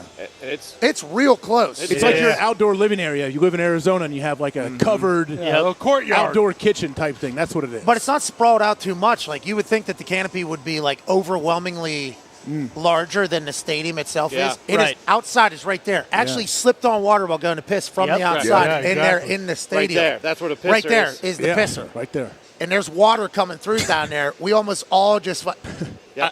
It's to the left of that. to the left. Same thing. There. It's behind that little Behind thing. there. Right there. Yeah, there's water coming in there. people setting up for the merch. It's going to be fantastic. But that's how close the outside is to the inside here, which I don't think you could have ever guessed if you didn't live here. No, absolutely not. Do you think for like the people who spend $850 on the top row up there, it says on the ticket like, "Hey, wear a winter coat and hat and mittens." For real? And, yeah, like dress like you're going snowboarding or skiing. And the rain is going to seep through. Oh yeah. Even these people in 310. These guys got ponchos on that are the yellow coats have ponchos that are working the stands right now too. It comes through the canopy. Yeah. Oh yeah. The LED light, although is sweet. Wait, it comes through this canopy right here? That's over here. That's what you're catching. Did you walk over there whenever we go to the bathroom? Okay. Yeah, so the outer edges of the canopy you can get through. Okay, got it. That's right. Water permeable. Yes. Beautiful word. Well said. I'm batting 1,000 today. You know what I mean? It's a big one. Got game day, last game day of the year. Wow. I think me and Saban are going to be on the same set. Yes. Coach? Coach has been. You saw him. Saw Coach a couple times. Yeah. He walks around by himself like he's not Coach Saban. I told him that last night. Walked up to the hotel. I see him. He's sitting down. I go, don't worry about standing. Pat McAfee, nice to meet you, Coach. You're a fucking legend, dude. And he goes, just trying to do my thing. I'm like, you don't have to say it. I'll say it. You're fucking awesome, dude. I heard we're doing TV tomorrow. Can't wait for it. He goes, all right. We'll shake hands. And then he sits down alone. I walk away. Oh, yeah. He came down this morning. We were all sitting in that, Yeah, we sitting gave in a that standing area. And ovation. he walked up to us. He goes, you guys know where you got those coffees? And then we right over there, Coach. He said, thank you all. What you did with them coffees. Yeah. And he had no time for bullshit because he didn't find it right. He was, I'm down the hall. Where's the right here? Where do I go? Yeah, all right. I don't Zito know. yelled something bad. I thought they were boys. Mm-hmm. Well, that's what you did for those boys. Yeah. What you did for those boys. Yeah. Anyways, joke life we're living. Let's continue to do. Let's do one more overreaction tweet, and then we'll get the hell on. This is from Cam Alexander. Hashtag PMS, I don't want to overreact. But rocket-armed and fleet of foot, Uncle Sam is the Commies franchise QB. Sam Howell beats the Dallas Cowboys in a game in which the Dallas Cowboys were trying to play. This is Sam Howell's first real action in the NFL. If you do recall, Taylor Heineke, who was going to be starting for the Commanders, said, this is a business. You need to look at the boy. Let him spin it. This is the first time he got to play as a rookie out of North Carolina. Had Liz Frank in training camp. He looked pretty fucking good. Deep, I don't know if you got to see the film or not. You didn't like. He's a rookie. He looked all right. Yeah, First game. First game. First pass, touchdown pass. You can't do any better than that. Beat the Cowboys. I'm sure that's something every kid's dreamed about in their first start. Sure. But franchise quarterback, that's a little far far-fetched at this point. Just need to see some more film. Yeah. Some more games. Young guys, though. But hey, good. You got to win. That's all that matters, Hell right? of a start. You won. Assist! Got him. Wow. Assist. Wow. Let's go the other way. I'm not breaking my Hey, margin. did you see Devontae Smith? You're Marty. I appreciate that. Did you see Devontae Smith? He bobbled a 13-yard gain yesterday for a first down. Incredible hand-eye dexterity, much like you, A.J. Hawk. That's right. Tell you what, that was awesome. The Titans play when they threw it 80 yards across the field was awesome. There was a hook and ladder by the Lions. Week 18 had some. Chiefs, obviously, with the carousel. Yep. Spinorama. Big thank you to the NFL for the season. Steelers Thank you, NFL. Steelers ran a Unbelievable. fullback dive like 6 times. It was awesome. Here's the last overreaction. Zito said we have to get it in here, so let's do that. Lucas Banda, wind guy. This guy knows the wind better than you do. Hashtag PMS, I don't want to overreact. But Bill Belichick, Mac Jones, and the New England Patriots stink. The rain is over. Time to hang it up, Bill. Connor, are you guys saying that Bill Belichick is washed up there, pal? No, he's not washed. He's coming back next year. We did this song and dance last year after the Bills. And you guys sucked. And we sucked, and we also made the playoffs, so it doesn't matter what we do. I understand that some of the teams on here, specifically Darius's, they want to make the playoffs. We don't give a fuck about making the playoffs. We want to win the Super Bowl. So, yeah, sure, we didn't make the playoffs this year. Maybe next year we won't have an offensive coordinator who spends 15 hours of his day in a Burger King parking lot bopping and eating, okay? So maybe Who's that? Who's that? Patty Patricia, okay? That guy couldn't draw up. We all saw the 2-point conversion he drew up. What a doofus. I mean, that guy's a dipshit. So, yeah, sure, the rain might be over. It's not. We'll be back next year. Second most cap space in the NFL. Cliff Kingsbury, Bill O'Brien, we got options. It's not over yet. But, yeah, right now, we are absolutely terrible, unfortunately. You see the Kansas City Chiefs run that little carousel. You see Josh Allen flicking the wrist 50 yards. You guys need to play. Got to have it. Got to have it. Throw it into the dirt. Into the dirt. Tunnel screen, nobody open. Bingo. Didn't you think about winning, you're in? We lost to the Raiders on the last play of regulation, and Chandler Jones, big dog, and someone. We win that, we're in. Damn. We lay an egg against the Bears. We lose to the Vikings. I mean, there's so many situations. It's the league. Plays go either way. It doesn't matter. We're dead right now. Absolutely. All right, we got 14 minutes, boys. Are we going to draw this out, or what are we going to do? I mean, can we get some better bangers on if we're going to play music out here? No, they're saving the bangers for tonight. Posner. Okay. What if they're bringing Ozzy back? Oh, Pat. Yeah, Tone. I did bring up earlier, you said about the 12.5 point spread. Yes.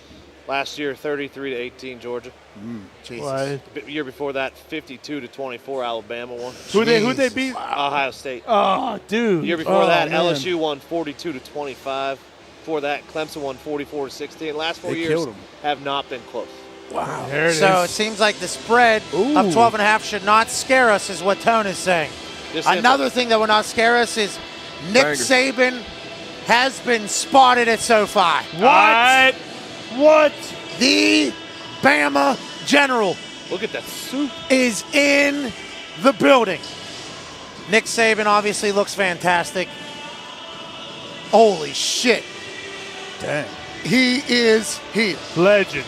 When you talk about the last team that has gone back to back with national championships, it's the team that man coached in 2011 and 2012. He'll be on game day this afternoon. I can't wait to share the stage with him. I can't wait to see how he handles the game, what his thoughts are on the game. And obviously, Marty and McGee are looking on with great intrigue because those two brains set the narrative for the entire fucking South. That's right. Yeah. Few people Saban respects more than Marty and McGee. Well, I'm just talking, whenever you're talking about maybe the South being built upon a couple pillars, and we'll leave all the, political pillars out of this conversation. Uh-huh. We will just say, for the sake of human pillars, Marty, McGee, Saban. Yeah. I mean, I don't know. That's the South. I don't know what else you need. George Strait. You put Tebow up there, who's just there. Yeah. It's Texas. That's Texas, yeah. Excuse me. Luke Bryan, maybe. Feinbaum. Maybe the Intimidator. You throw Feinbaum in there? Kane. Paul Feinbaum. They just played a hype video that was. Kid Rock. We can't give it away. He's from Detroit. Yeah, but He still. represents the South. He's an icon everywhere. Doesn't he? He lives in Tennessee. Tebow. Sometimes. We the people's about the South. Lives in Tennessee. That's South. There was no reason for any of this. This is 100% my fault for even leaking into this conversation. Speaking of the conversation, boys, how do you think tonight goes? This will be our last time doing this. I actually have to do this for 2.5 hours later on ESPN, so I'll withdraw my thoughts because I haven't gathered them yet. AJ Hawk, TCU, Georgia, 13.5. Has this changed? It's a lot of points. Holy shit. It is a lot of points. I would love that. Don't have mobile sports gambling Is on there here. a lot of money on TCU? 13.5 it is. Okay. 13.5. It was at 14. Moved to 12.5. Back to 13.5 late. That means what? Sharp money's coming in heavy on Georgia because of the fact that Tone Diggs was given out. AJ, how do you see this game going this evening that we'll be walking the sidelines on ESPN2? Yeah, I have a hard time not taking Georgia tonight. I think Georgia is physical. I think they find a way to consistently run the ball. I like Georgia, and I would take the points. Boom! They didn't even try. Nice catch, D-Butt. Your thoughts? I'm on Marty all day, right here. I'm gonna drop my nuts. TCU money line. Okay. There we go. TCU money line. I believe in you, That would be cool to see. There you go, That would. G-Bud. I took TCU Slow money clap. line as well while we Slow were in clap. Indiana. So here we go. Max Duggan, baby. Connor. I also took TCU money line and TCU plus 7.5. Oh! Tone Diggs. I am also on the Horned Frogs money. Horned up! Horned up! Wow. Are we all horned up? I think we are horned up because we're out here in L.A. We can't thank the NFL enough for a hell of a regular season. Obviously, 18 weeks of awesome. There was ups, there was down, there was trails to nowhere, and then obviously now we start the voyage to the Lombardi. Mm-hmm. We will cover more manana on Aaron Rodgers Tuesday, which I assume a massive part of the discussion will be from A.J. Hawk asking Aaron why he wouldn't give J-Mo his jersey. A.J., just quick thoughts on what that'll be tomorrow. I don't know. Is Aaron scheduled to come on for sure? Great question. I want to confirm that first before I make any comments. Somebody should send a text. We assume that Aaron Rodgers Tuesday is taking place tomorrow. We'll be flying back to the studio tonight after this game. We cannot wait to get back there. Speaking of this game, we're so thankful to be here. Big thanks to college football all year for being so hospitable to myself and then to all the boys. Us having a setup here on National Championship Day is hysterical. Yep. Obviously started out a little bit slow with the tech and the glitches and the audio. Everybody here worked their asses off to figure it out. Can't thank them all enough. We will have a blast today. We will remember today for a long, long time. Tonight is the end of a chapter, that chapter being the 2022 college football season. There's been 5 to 6 different teams that we thought were maybe going to go on a run to get here. In the end, the team that is 200-1 at the beginning of the season, TCU, takes on the reigning champs and Georgia Bulldogs. We'll be live on ESPN2 for it all. Come spend the evening with us. Also, game day on ESPN from 5 to 7:30 Eastern Time, 2 to 4:30 local here in LA. We can't thank you all enough for allowing us to be a part of your football year. This has been a blast. We'll be back tomorrow. AJ, any parting words for the people? Nope, I'm good to go. How about you, Pat? Darius, anything else? to say? I'm good. Can't wait for the night. Ty? Go Horned Frogs, baby. Connor? Marty, McGee, Tim Tebow. And? Jesus Christ himself. And around out that starting 5? Nick Saban. Bingo. That's start 5 of the South. Yeah, that's right. Starting 5 of the South. Sweet potato pie, shut my mouth. Marty McGee, Tim Tebow, and Saban, you see. Because starting 5 of the South. A lot of Southerners going to be in this fucking city. That's right. I seen some drunk dudes barking in the face of a lot of LA locals. Ooh, yeah. Fedora's on. Fedora, sweat. Right into some LA local's face. Yep. They were pumped that college football has arrived, as are we. Tone Diggs, you've had a hell of a college football season for me. Obviously, for Hammer Down, you've won a lot of bets. You weren't able to be at the college football playoff over there at the Peach Bowl. Now you're here at the Natty. Any final thoughts for the people that are watching at home, Tone Diggs? God bless to you all. God bless to you all. Thank you, Tone. Nailed it. God bless you too, Tone. God bless you, Tone. God bless you, Tone. Tone, God bless you. God bless. God bless you, Tone. All right. Happy New Year. Thank you all so much. Great work behind the scenes to Nick, ZD Baby, Foxy. Bruce had an MVP weekend. He should be very proud of it. Bill McCumbus doing his thing, mitten dirty, not able to get in. And as the great Will Sasso says, much mana, Much mana, Oos. See you all later today on ESPN and ESPN2. We'll be back tomorrow with Aaron Rodgers Tuesday. You are the best humans on earth. As the great Will Sasso says. Yep. Much mana, Oos. Cheers, goodbye. Thank you all so much. See ya. Oh, man.